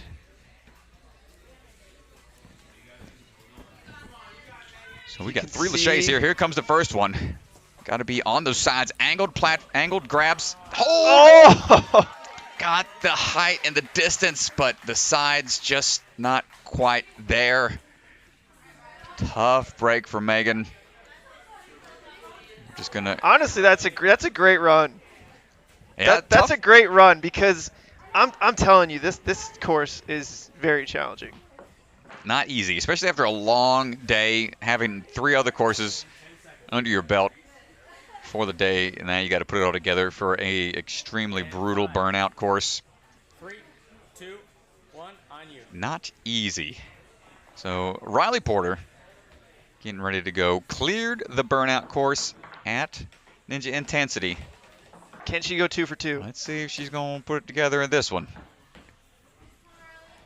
So one thing that's different about this one compared to Ninja Intensity is the less rest points along the way. This is just a lot of linked obstacles and a lot of active rest where it's all on the hands. Got to go for that bird box. Got to reach a little further into it. Nice, Riley. Clear on that first one. Wants to get quick through the cliffhangers. Yeah, she looks really good here on the cliffhanger. Nice and quick. Good moves. And get up to that next hold. Yep. And very good. Now she gets these rock holds, and if she could just get around to the bar. Take a chance here. Might as well do it while you have those jug holds. It's going to be a little more friction on those fingers, and gets underneath right away. So that's 3 down. Let's go with the laches here. Grabbing some chalk here. Makes Hold the tight. catch. For that first one. Build that swing up. Come on, Riley. Nice and quick Now she gets to the rest transfer. point. And This is where they're allowed to get their feet on here, Strat. yep, they have the I-beam and this flat beam they can utilize. Climbing up has to utilize just those portions, the end cuts there. It's not a great rest. It's something. It's something. They can pinch with their legs. They can take some tension off of those hands. Yeah, not easy, and decides just to go straight into it. Got to go onto these doorknobs to adjust and get over to the U-Haul, the U-turn. I don't know what you want to call this one. Oh, but she holds on, but Oh, I think she tapped. bottoms out there. Tough move. Went quick, but just didn't have the grip to hang on for that last transfer over. Still had 2 more to go. That particular obstacle she was on, those upside down U-shape holds, had to hop down the track, and then from there there's a list, or there's a few lache bars with crab claws you got to use to climb up and over. We'll see if anybody can get through them. Mike Lewis asking if there is a time limit. There really isn't. Yeah, for these stages, it's typically they go until they drop. So if there's a rest point, it is 5 minutes. 5 It minutes, is 5 minutes max. But we'll doubt we'll see anybody hit that point unless they decide to rest for an extremely long time. 5 minutes is the time, but we'll see. It's called Burnout specifically because the athletes' feet, their feet don't come back to the ground until they fail. I mean, this is just, it's so hard to be up there for 5 minutes that I doubt we'll see somebody reach that threshold. Okay, working her way through.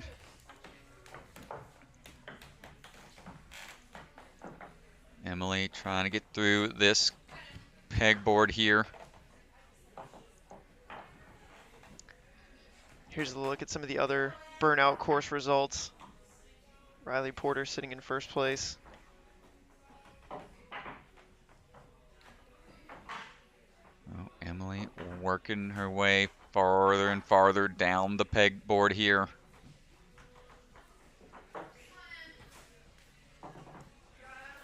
More time on those hands, the more it's just going to tax that grip later on. Tries to get that swing built up for the reach through. Ooh, good transition. Got to get on that cliffhanger for that point. Starts working her way through.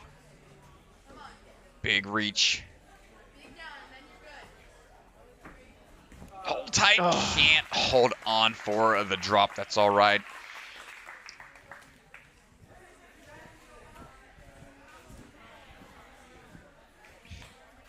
This is going to be the most challenging of all the courses because it's just so grueling on the grip after such a long day.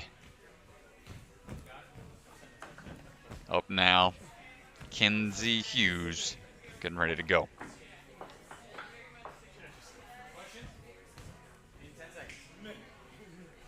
Oh, looks like we got Mr. Feinberg back on the GoPro detail. Helped us out at Ninja Intensity. Loved it so much. Couldn't get enough. Now he's back. But enough of that. Kenzie Hughes on the course right now. Making some good monkey bar method swing throughs on the pegboard.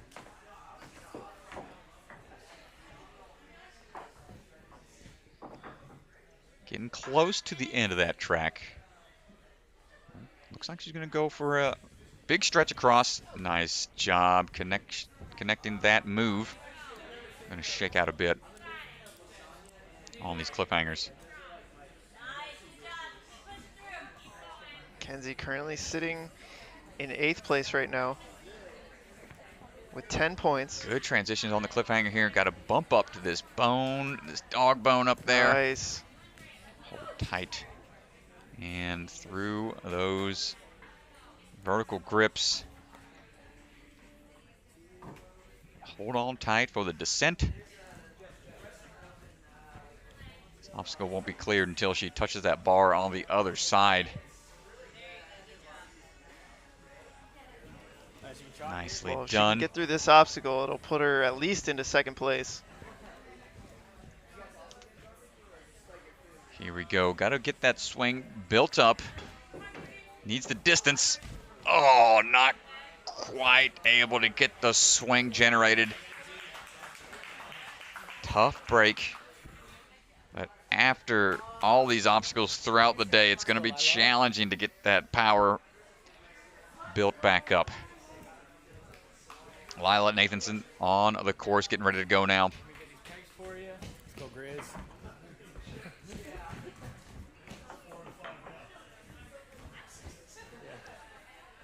All right, in 10 seconds. 5, 3, 2, 1, on you. And here we go, Lila going with that monkey bar method as well. If you get too outstretched with that monkey bar method, notice that back peg, you're trying to remove it.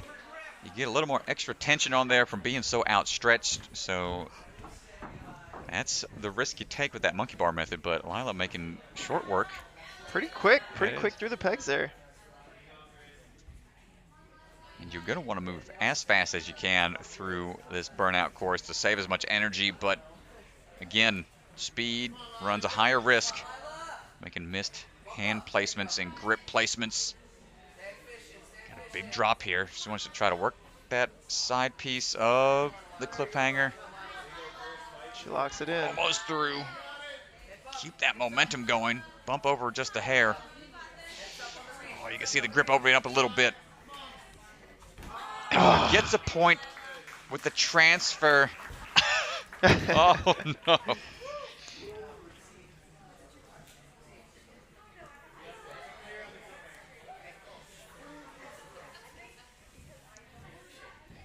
Man, these athletes are probably feeling it. They're going to be ready for bed, that's for sure, after this day. And Marissa getting ready to run. Our final 3 runners for the ladies on the burnout course. 5, 3, 2, 1, on you. Here we go. Marissa Jenkins, just a quick look at our top 5 here for the burnout. Oh, careful, good save here. Again, that monkey bar method. Marissa's got 8 points right now. Gotta get this adjusted here. She's had some good runs so far today, but that struggling is not the way to go. Darn, man, that was heartbreaking end for Marissa at the start of the burnout course. You know, this is something we saw at Ninja Intensity with the sideways peg traversal. Pegboards, just something that's a lot of gyms have, but it's not exciting. It's not a flashy obstacle, so it might be a neglected skill. And I think a lot of athletes might start revisiting, because lock-off strength is something that can be highly utilized in a lot of different courses. And here we go, Ava showing us a little bit of that lock-off technique right off the bat, but then opting to go with that monkey bar method. So trying a little bit of everything up there.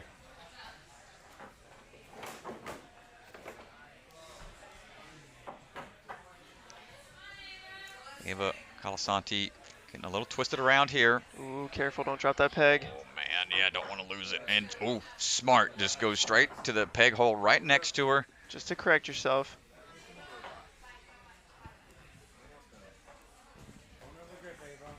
Trying to get a little further down into the track.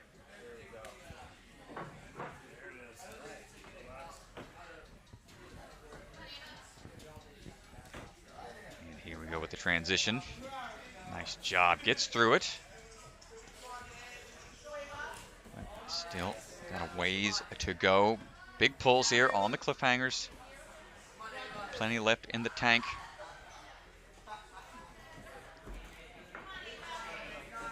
Nice work through to the end of the cliffhanger. Just has to touch onto the wishbone. That'll get her the first 2 points. Oh, careful. Careful. Try to go with a crossover tech. That sent her swing slightly askew. You really want to get as high up as you can on those cones. But then you don't have much to work with on those vertical grips. Oh, my goodness. What a save. Yo, let's go. Good save. Still needs to touch that bar on the opposite side to get the point. Here comes the transfer. She's got it. Nice job. bucket of chalk at the ready. And how thoughtful of the coach to rotate around the athlete so they don't have to stretch. And here we go. You can see the grimace on her face trying to build up the swing, and the forearms are just spent. Oh, man. Nice try, Ava. You get to that point, and it's just like it's hard to even just open your hands up. Yep. Call that the old T-Rex hands. You've got the grip is just clenched for dear life. Just does not want to open back up. Going from static obstacles like that, where the hands are in a specific position, just all the tension in those hands. It's hard to get them to relax. But well, final it puts runner. Ava in 4th place. Respectable. Could be top 5 here, depending on how Isabella does. Can Isabella be the first person to get a first place spot in all 3 of the courses? Yep. Once you touch the pegs, your time starts. Here we go. She's all chalked up, ready to go. 3, 2, 1, on you. Big reach out from the start platform.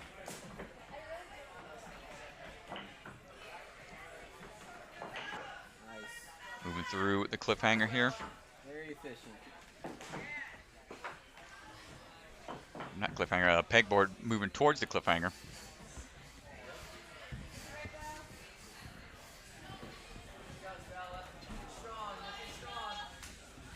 Transitioning through now.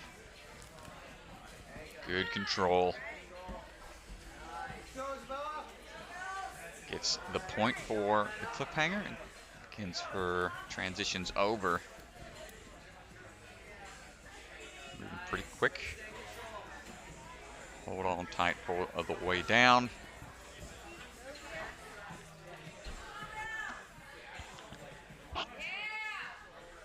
.58 seconds to the bar. Chalk up, using the chalk that's already there. That puts her in 2nd place right now. She wants to get first. Gets on there. Oh, just a slight misgrab with her hand. And that's going to do it for Isabella. Shocking exit for her.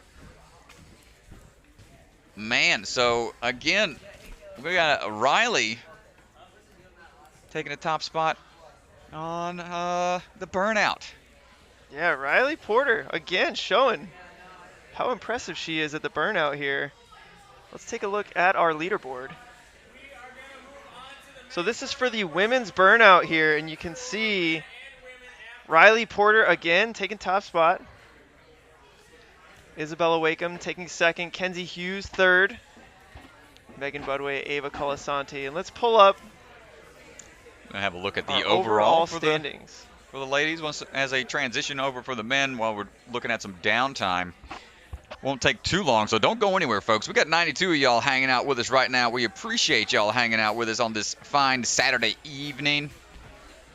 As the gentlemen are getting ready to go, we're going to look at the overall results for the ladies. So that is going to do it. Isabella Wakeham 1 point away from completing the sweep. Riley Porter would not have it. Just not going to let her squeak by. But man, yeah. So due to the fact that Riley was already qualified, that means it's going to bump down one person. So looks like that would be Kenzie Hughes. Yeah, it looks like Kenzie Hughes is going to qualify. We can show here real quick. Let's pull up the tiebreakers. So there's going to be a lot of information here on the leaderboard, but it's important. So here are the tiebreakers on all the way to the right. So each ranking of speed hybrid burnout gets added up. So for the ties of 19 points and 18 points, it goes to our tiebreaker 1, where we drop the 3rd score.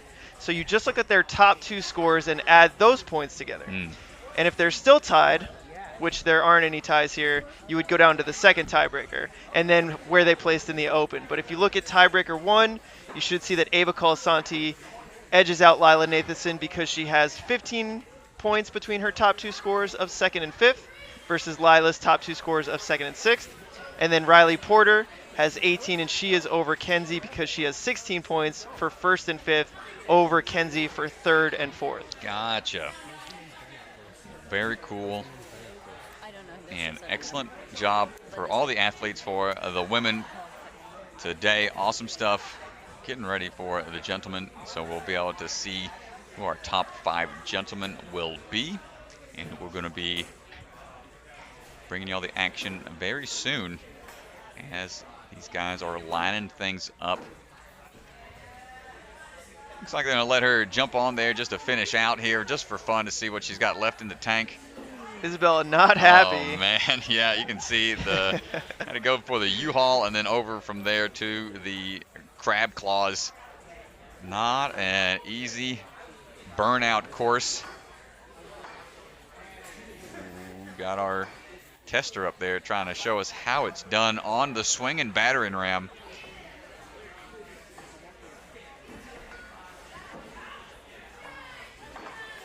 I think they're just trying to dial in that landing platform to make things a little more doable. Oh man, B. Thomas in the chat. Man, you're out in the crowd and in the chat right now saying we're not ready for what you have planned for your burnout run. This man's been bringing the hype with his runs all day today, so Brandon, we're going to see. I'm excited to see what you got planned, my friend. I had a sneak peek at the course last night. It was, oh boy, definitely very taxing. Got the thing's going to start off with those devil steps. Is he going through the walkthrough right now, I believe? Yeah, so they're going to do a quick walkthrough. I'm told from the field that our first runner is about 5 minutes away. So while we've got a little bit of time, we're going to go ahead and pop in a commercial from our sponsor. Yeah, we'll get.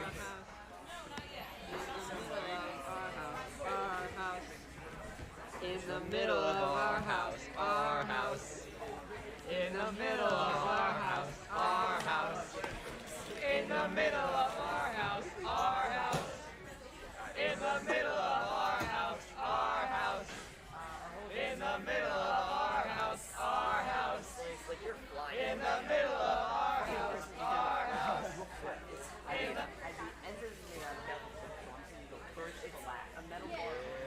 All right, folks, this is a good time if you're in chat.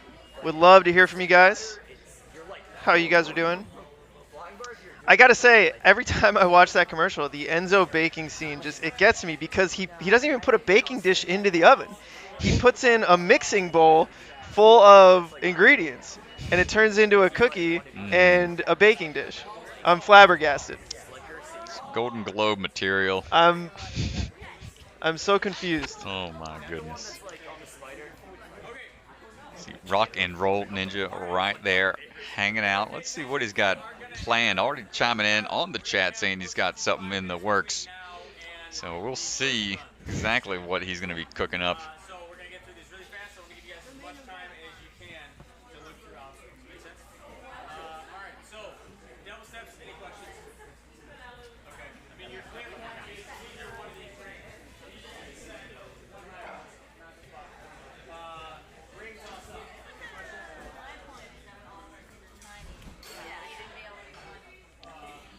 See, they're talking things through here.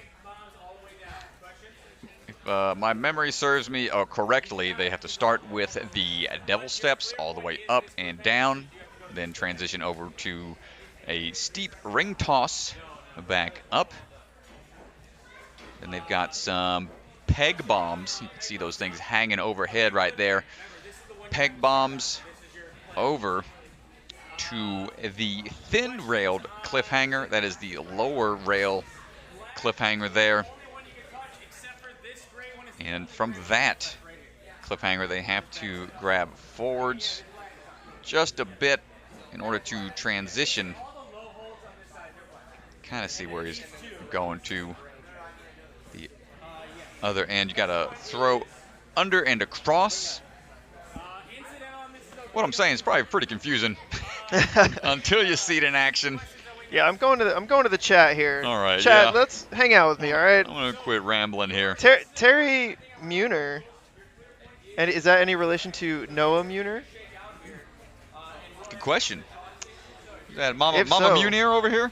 If so, I would love to know if Noah is When- planning to compete in any of our competitions because Well, he's already I would qualified, love- right? He qualified at the first one, right?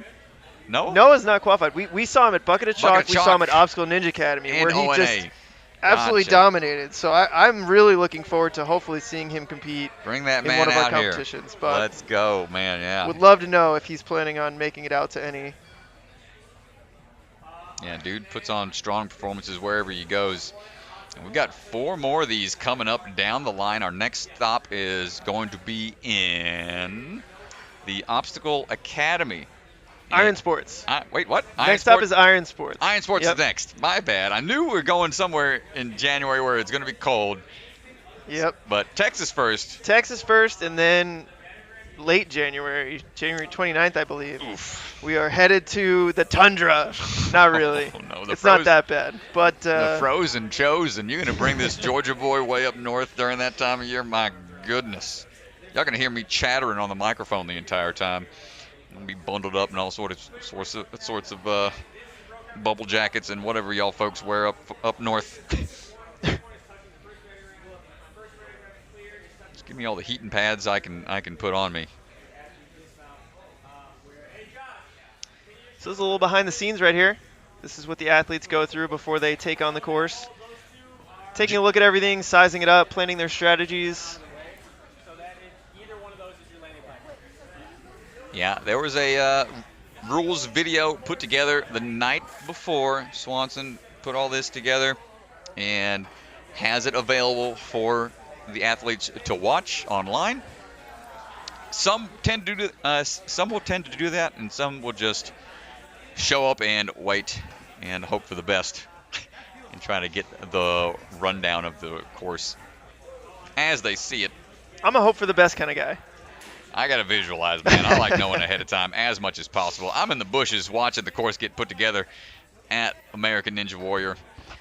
But we don't have that luxury at ninja competitions at gyms such as these because they have to break down their setups from the week of classes, transition into a competition mindset, and put everything on for the weekend. Very challenging and time consuming and taxing on the staff for sure, but all these athletes looking pretty chipper still in these long hours. So as we prepare here, I'm sorry, folks. Let me take away the tiebreakers until we need them. It's a lot of information. As we get ready here for the Burnout course, Jay Lewis, an opportunity to complete the sweep. Oh, 3 could be first the places. first. We haven't seen it happen yet, but it's only our second comp. In a great spot right now. As we talked about, Jay Lewis, the worst that he can get if he comes in 10th place is 5th, so he is guaranteed he is on our way to the championship. Doesn't mean he's going to win this competition. Paul Woods right behind him. Evan Andrews still has a shot. He still has to show up for the Burnout if he wants to win this competition and set himself up for the championship, but he is at least qualified. Now you look at second through like 9th place. Even, I don't know if David Fuderin can break into, I don't know if he can break into the top 5.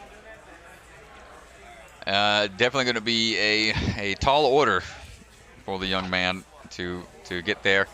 I've been absolutely impressed with him today. Yeah, definitely. I mean, I really have. The way that he's attacked these courses, the confidence that he's shown has been really, really impressive. And look at some of the top athletes. They're just 1 or 2 years older than he is, and to start at such a young age and to still be able to make it into the top 10 just shows how much potential he has.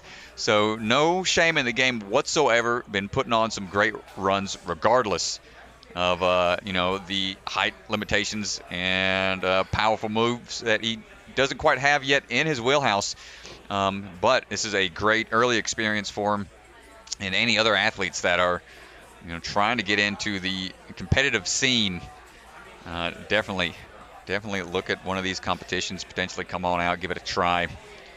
I remember watching Phil Folsom maybe 2 or 3 years ago in some competitions and just dominating. Obviously just one of the younger competitors, not really breaking into the podium.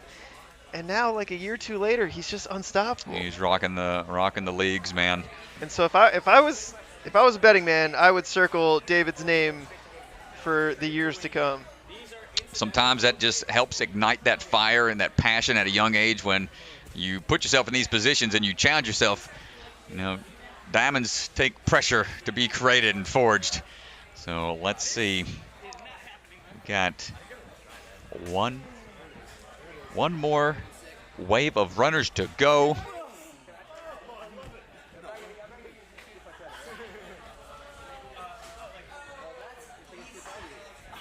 Enough of our mindless prattle back here.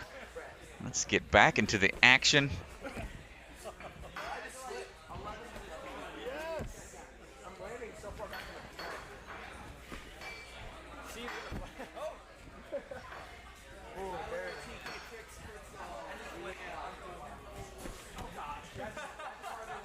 Yeah.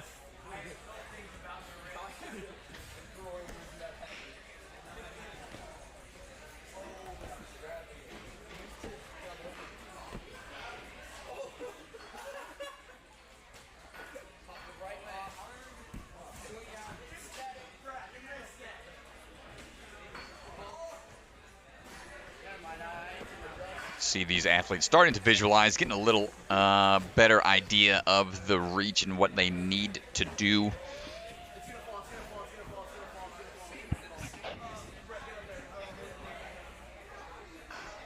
Oh, got the camera kind of going out of whack here for a second. I should be able to adjust the gimbal. There it goes. They're just trying to tighten down one last potential area of concern. Coaching staff has to be on point for all these moving pieces in a competition like this. The last thing you want to happen as a course designer is to have a obstacle malfunction that requires a rerun. But things have been running pretty smooth so far. Minus a few technical issues on our end, but the course side of things has been running very smooth. So it looks like our first man is up on the start platform, ready to go.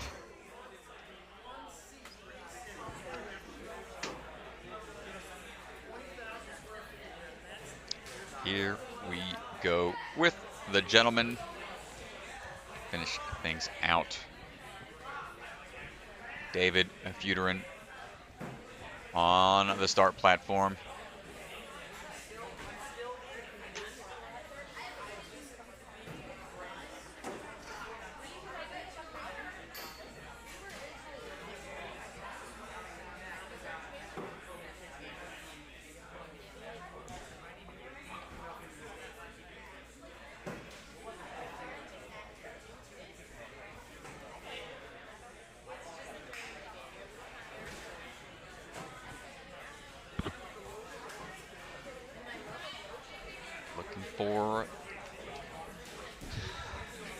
For these clears on the Burnout course.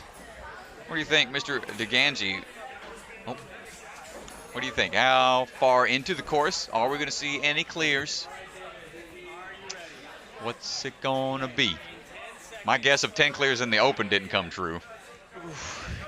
I don't know about this one. We got. I'm going to be an optimist, Strat. I'm going to be an optimist. I'm going to say we're going to have one clear. About one. 2, 1, on you. One clear. One clear. Right. And I think that's Gosh, optimistic. here it goes right away. Mr. Futerin just quickly just hopping his way up the top of the devil steps. Very quick. And here we go now on to. Bigger move here. Nice job. He's got to get to the top, and from there he can go on to those peg bombs. He's And gotta use here the pegs comes here. the lock-off power. Gonna have to be very accurate with these and get ready for those drops. Got to pull up a little bit and engage those muscles on the way down. Oh, notice how he turns the peg hold towards him. It kind of helps lock it in place. Hold on tight. One more. Man, those things look like they are precariously perched right on the edge. He's done really well yeah, here. Locked it in. Cliffhanger time.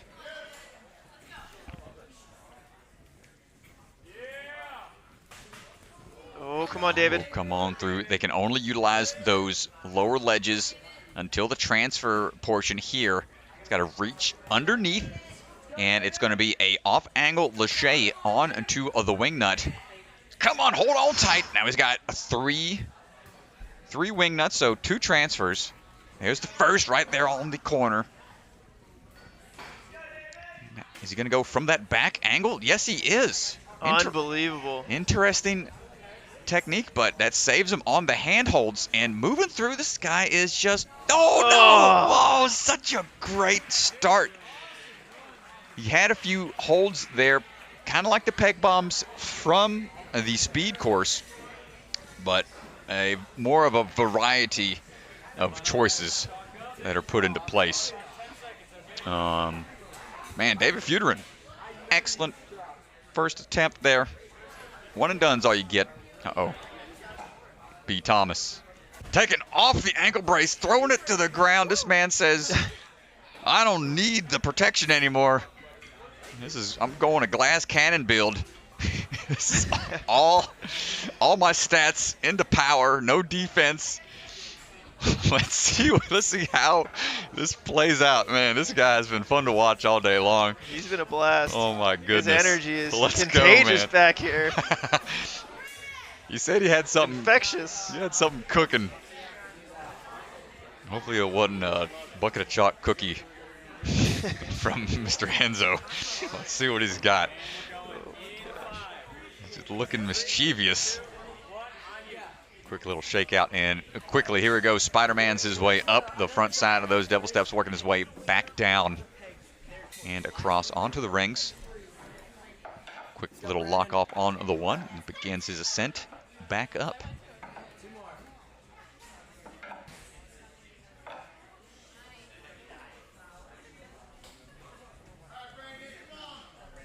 Going over to the peg bombs, made quick work of that first one in less than 30 seconds. So now got to hold on tight here.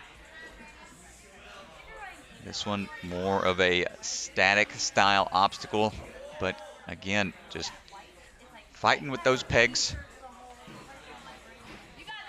Uh-oh. Oh, he's going. I don't know about this strat. Oh, he's going to go off a 2 or match on the backswing on 1. There it is. He's got to go to that lower ledge. It's going to be risky. It's a thin ledge. No! Brandon!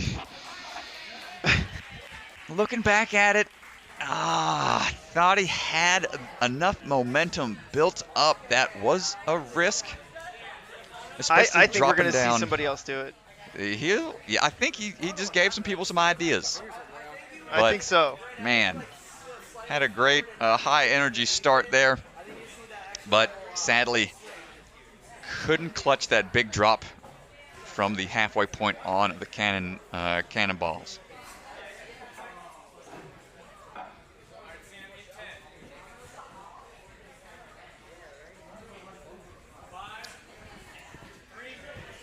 Next up, it's Sam Bainbridge. Let's go, Sam Bainbridge, hopping up, doubling up all the way to the top, making his way through and over to onto the ring toss. Back up we go. One of the coaches has the best seat in the house, can immediately reset things for the next competitor. Sam going ahead to transition onto these peg bombs. The thing about these peg bombs is because they're strapped at the top and they're round, when you try to take the peg in or out, it's extremely difficult because how free moving they are. And it's precise. It's exactly the size, just a little bit bigger than the peg. It's not like a funnel, so you can't just stab at it haphazardly. Got to be very precise on the way in and out of those peg bombs. But Sam taking the long route here. Ooh, he's got a match. Just enough to adjust. He wants it a little more seated. There it goes. And takes his time here. Going to go ahead and swing. And gets that point for the peg bombs. 3 obstacles in. Here we go through the thin ledges on these cliffhangers. Keep on fighting through here. We'll get a point once he transitions over to those wing nuts. Yeah, big move here. Big Goes move. for the throw. He touched it. Gets the clear for the cliffhanger, but couldn't make the move up. Tough break. Mr. Sam. We got Mr. Pete Feinberg Mr. and Max Feinberg. Yep. Got the dad recording on the side. With And the, mom to the left there. With the official Talking to GoPro. Ken. One big family. Hanging out all these Ninja comms. Max wearing half of the bucket of chalk on his shorts. It's good advertising. Yeah, it is. Just needs to make a little mini bucket of chalk like a salt shaker to wear around your neck soon. I'm excited for this run. Max just missed out at Ninja Intensity. He was 6th place. All right, Max, ready? In 5. And, You know he wants to qualify here today, just to take the pressure off. and here we go. Max on the way.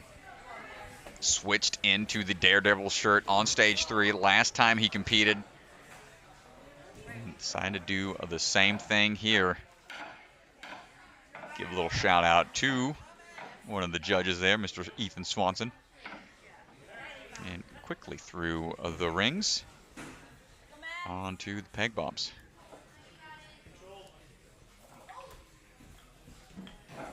Starts making his way through. Goes with that lock off descent. Kind of assist, but getting a little hung up on that last one. Think he's going to try to build up a swing potentially? No? No, he's going for it. Okay. He has very good lock-offs. I thought that would be easy for him. And you could see how difficult it is to get those pegs out. And it just burns so much energy. Fingertip strength here on display. He looks comfortable. He does. Nice and relaxed. Gets the first throw. Clears those first few. Ooh, okay, man, I thought it was a on-purpose drop of a hand. Well, so if you see some of these ninjas put chalk on their pants, this is the reason. So that mid-course, when you're hanging on something, you could pat your pants, and in theory, you get some chalk on your hands. Get you a little dried out Just there. a little bit. And on now, it's got to adjust that swing for the transfer. Wise move. Notice he touched the peg, so that's a clear point on the wing nuts. But all he had to do is just touch it. Yeah, so the reason he did that is he wants to take the rest here on the wing nut. He feels like the hold that he's got here is a little bit better, wants to shake out there, but he still wants the time for clearing by touching the pegs. Wow, looks like he's going to be a beta break on those vertical grips, just twisting them to the side. Very smart. Now onto the strong hold. Oh, easy pegs Max. here. Got to be centered.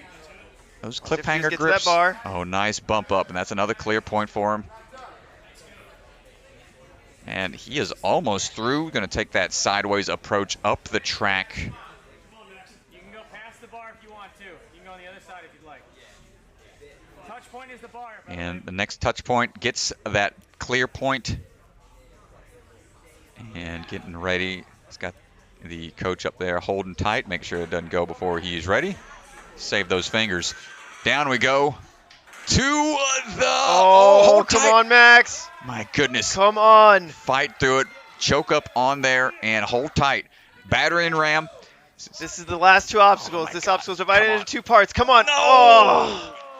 Gets the point for the first battering ram, but doesn't catch the second. But still a great run to that point. Just around 3 minutes to that touch point on the battering ram. As you said, it was a 2-point obstacle. Had he cleared, would have got that last bit, but man, fast to that point. Almost got that full clear. Great job, Max. Let's see how that's gonna hold or not by the end of it. It's going to be tight.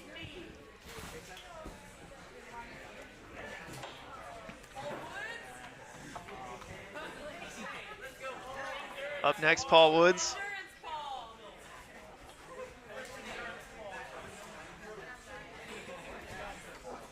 Paul taking a look, waiting on the time.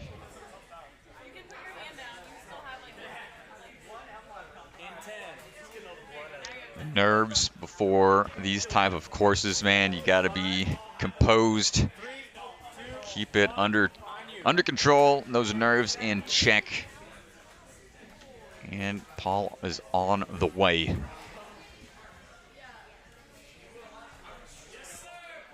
Quickly through the double steps. Going to go ahead and grab those rings.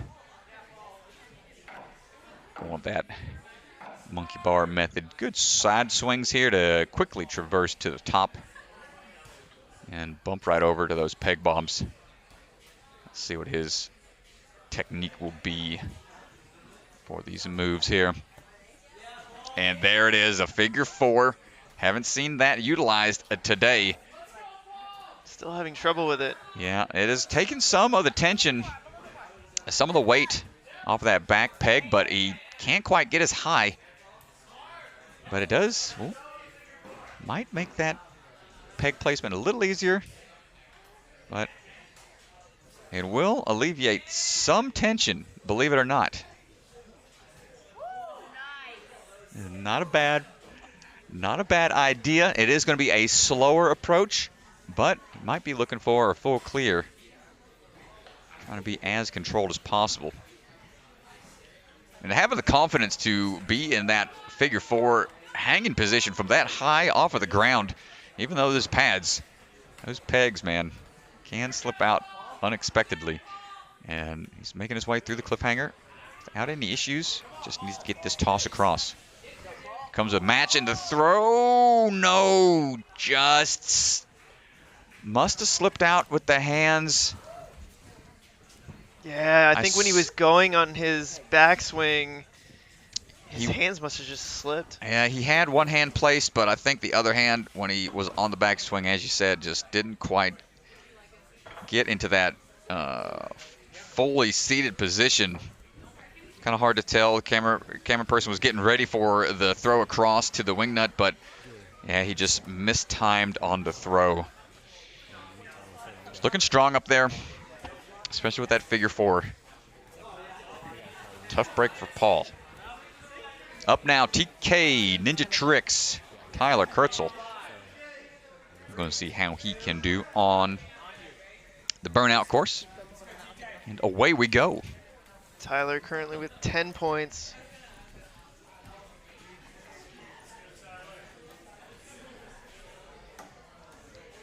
Nice job through those double steps. Next point's going to be at the top of the ring toss.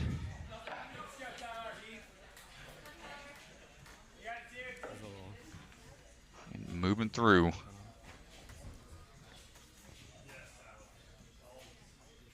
Trying to find the timing here. Opting to go for that figure 4 lock as well. Able to get that peg out a little bit easier than Paul was able to. Just trusting that upside down hang. Ladies and gentlemen, if you didn't know this about Ryan Stratus, he is a worrywart. So...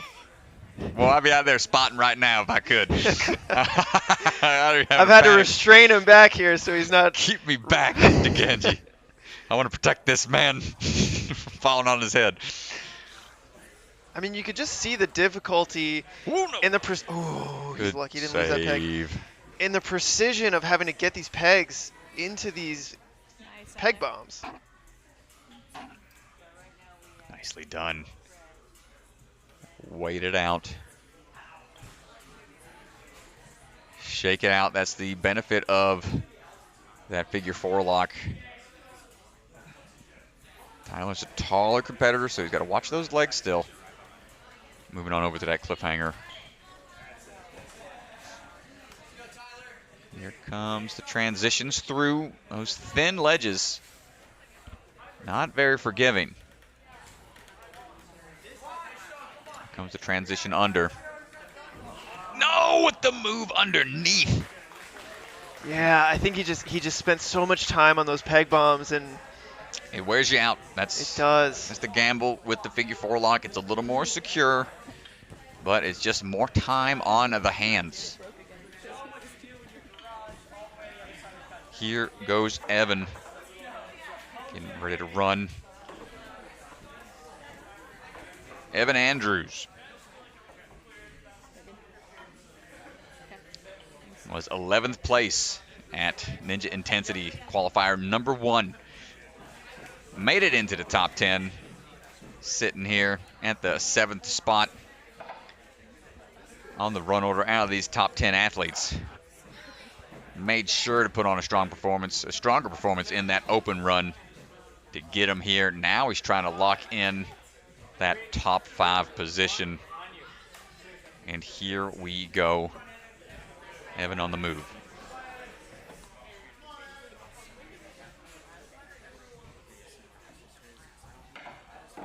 Quickly through those devil steps onto that ring toss, going all the way up. Looking for those peg bombs. See if we have any fast method to do these. This isn't really a fast way to go about it unless you are just extremely accurate and somewhat aggressive. Yeah, you could see him making aggressive moves, getting those pegs out. It's just like, that does seem to be the way to go. So you're going to go the places I tell you to, and man, just gets right onto that cliffhanger very quickly.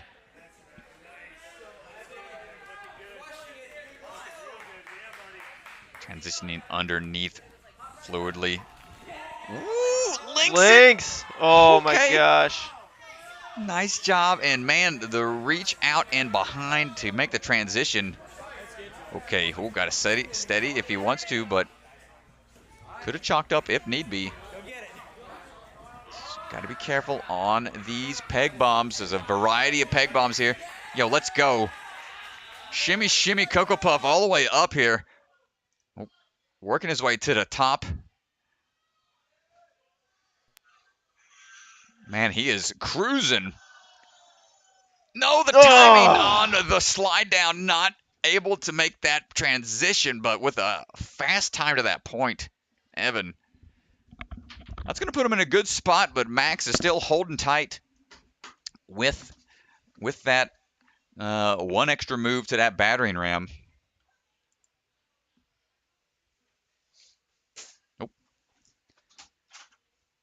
Mr. DeGangi is running out to the floor. We are down to our final 3 runners.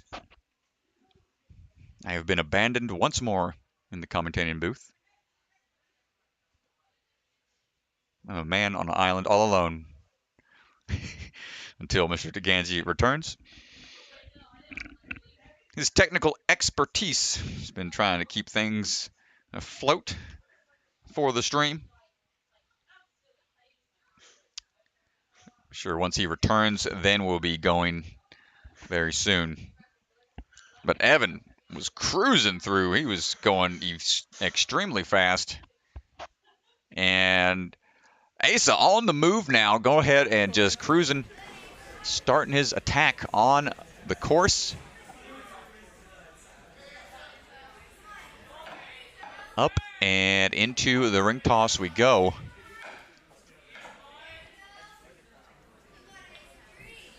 RJ Roman in the house cheering on Mr. Asa as well. What's going on, RJ?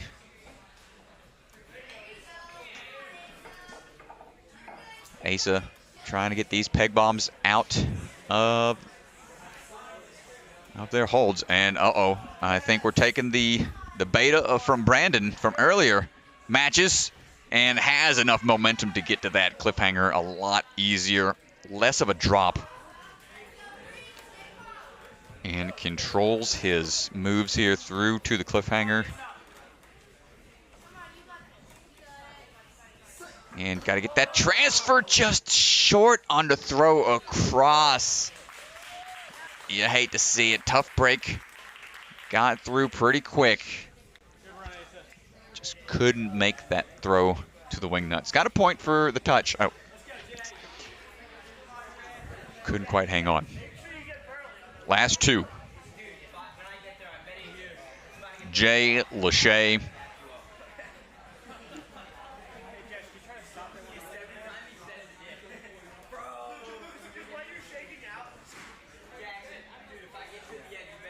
Gonna be getting ready to Lachey all over the place, I imagine.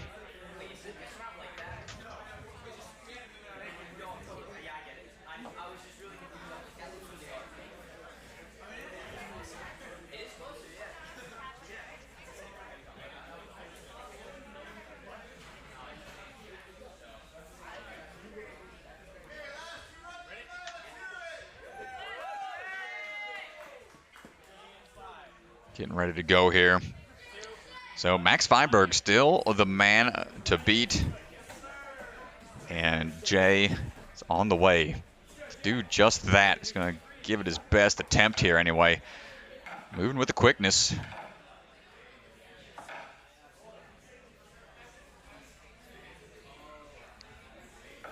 Getting out to those peg bombs.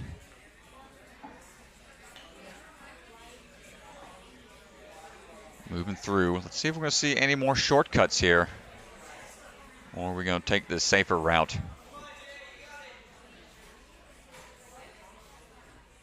Looks like he's going to try to go for a little shortcut here. One less peg. And single hands it comfortably to the cliffhanger. Nicely done. Very smooth. And just looking very comfortable on that cliffhanger. Comes that throw across. And almost links it like Mr. Evan did. Goes one hand. Nice work and transitions over to the pegs. Tries to control a little bit. Doesn't need to shake out too much. Just going straight. Oh, vertical grip. Okay, okay. Ooh, takes a peg to the face a little bit there. Got to calm it down. Going on the outside edges of these holds. And switching to, the cliffhanger. Cliffhanger once, but they spin. That's the risk of rushing it. Dang, tough break.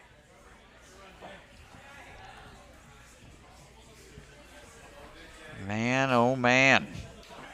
This is starting to be down to the wire here if we want to see it clear. We got so close with Max.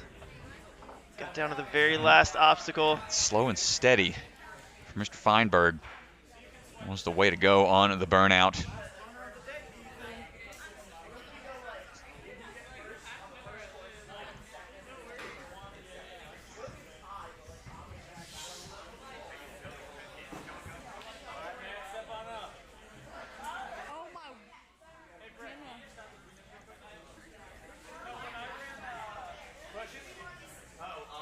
And here we go. Matt Bradley going to be our final runner of the entire weekend.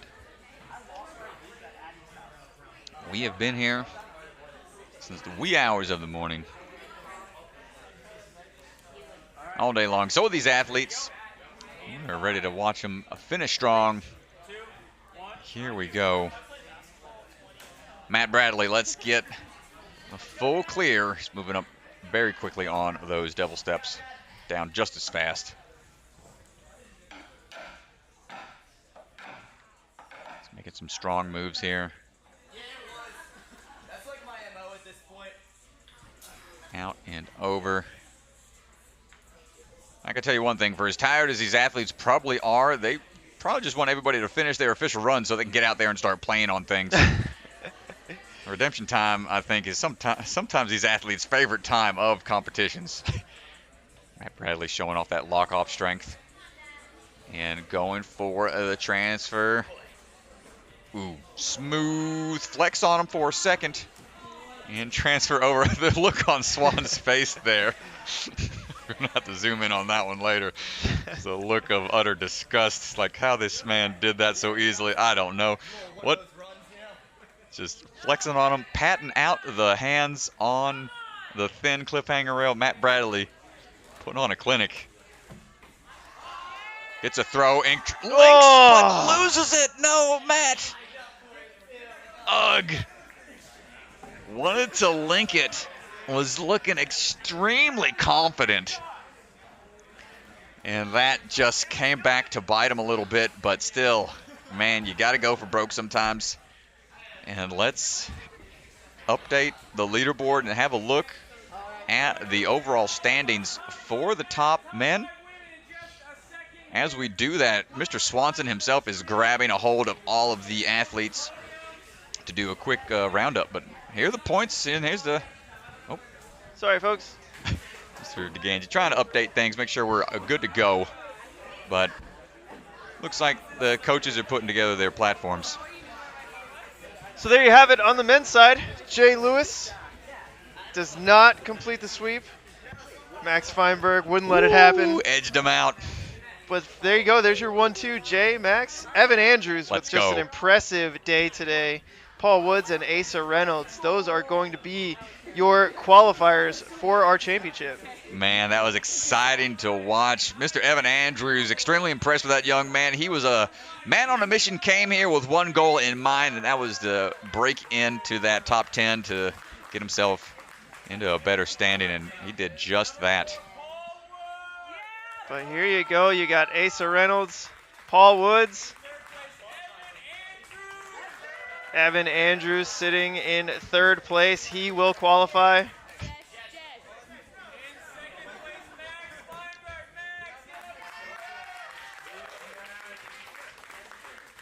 Max Feinberg with a huge performance today, especially closing the night out on an awesome burnout run. Yeah, that was my pick to win for the gentleman, and just one away. Almost predicted it there. Jay Lewis, unstoppable today.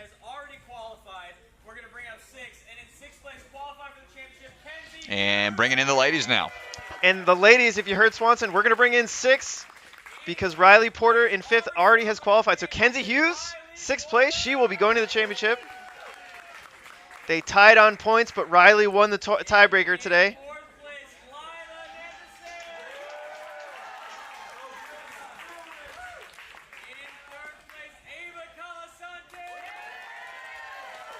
Ava breaking into the top 5 after getting some experience at Ninja Intensity.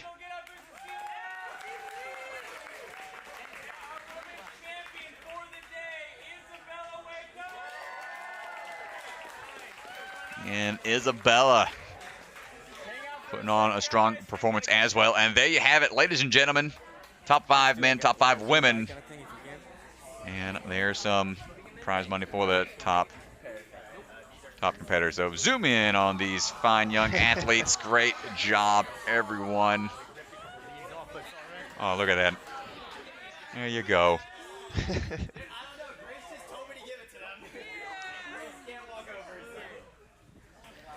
Well, congratulations to our finalists. They will be moving on to the championship in the spring. And that is going to do it. That is going to close out Rock Solid Warrior, our second qualifier. We've got 4 more. We'll be getting 5 more men and women for each qualifier, 4 more championships. A huge round of applause to the Rock Solid crew. They really put this comp together and did so much work. Really appreciate how awesome this event was and for having us. And Strat, as always, it is a pleasure, my friend. Thank you so much, Mr. DeGangi, for having me back as a commentator alongside you, good sir. Looking forward for the next one. Until then, have a great Christmas and a Happy New Year, everyone. We'll see y'all in 2022. And that is going to do it, folks. We are going to take a quick word from our sponsors, and then we're going to close it down. Night, everybody.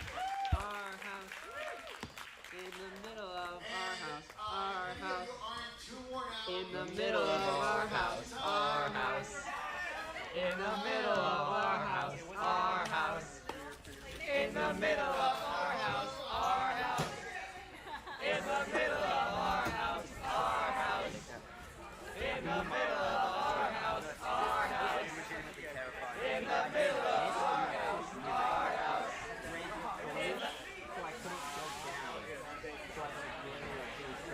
Well, thanks again, folks. That is going to do it for us here at Rock Solid.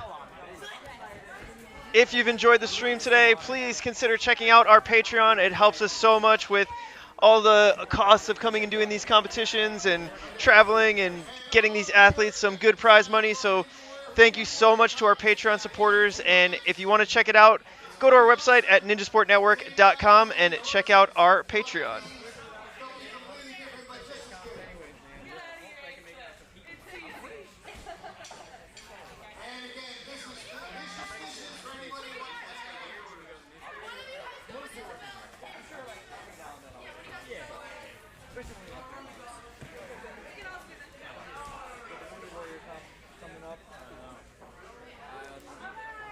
That's one mighty camera you got there.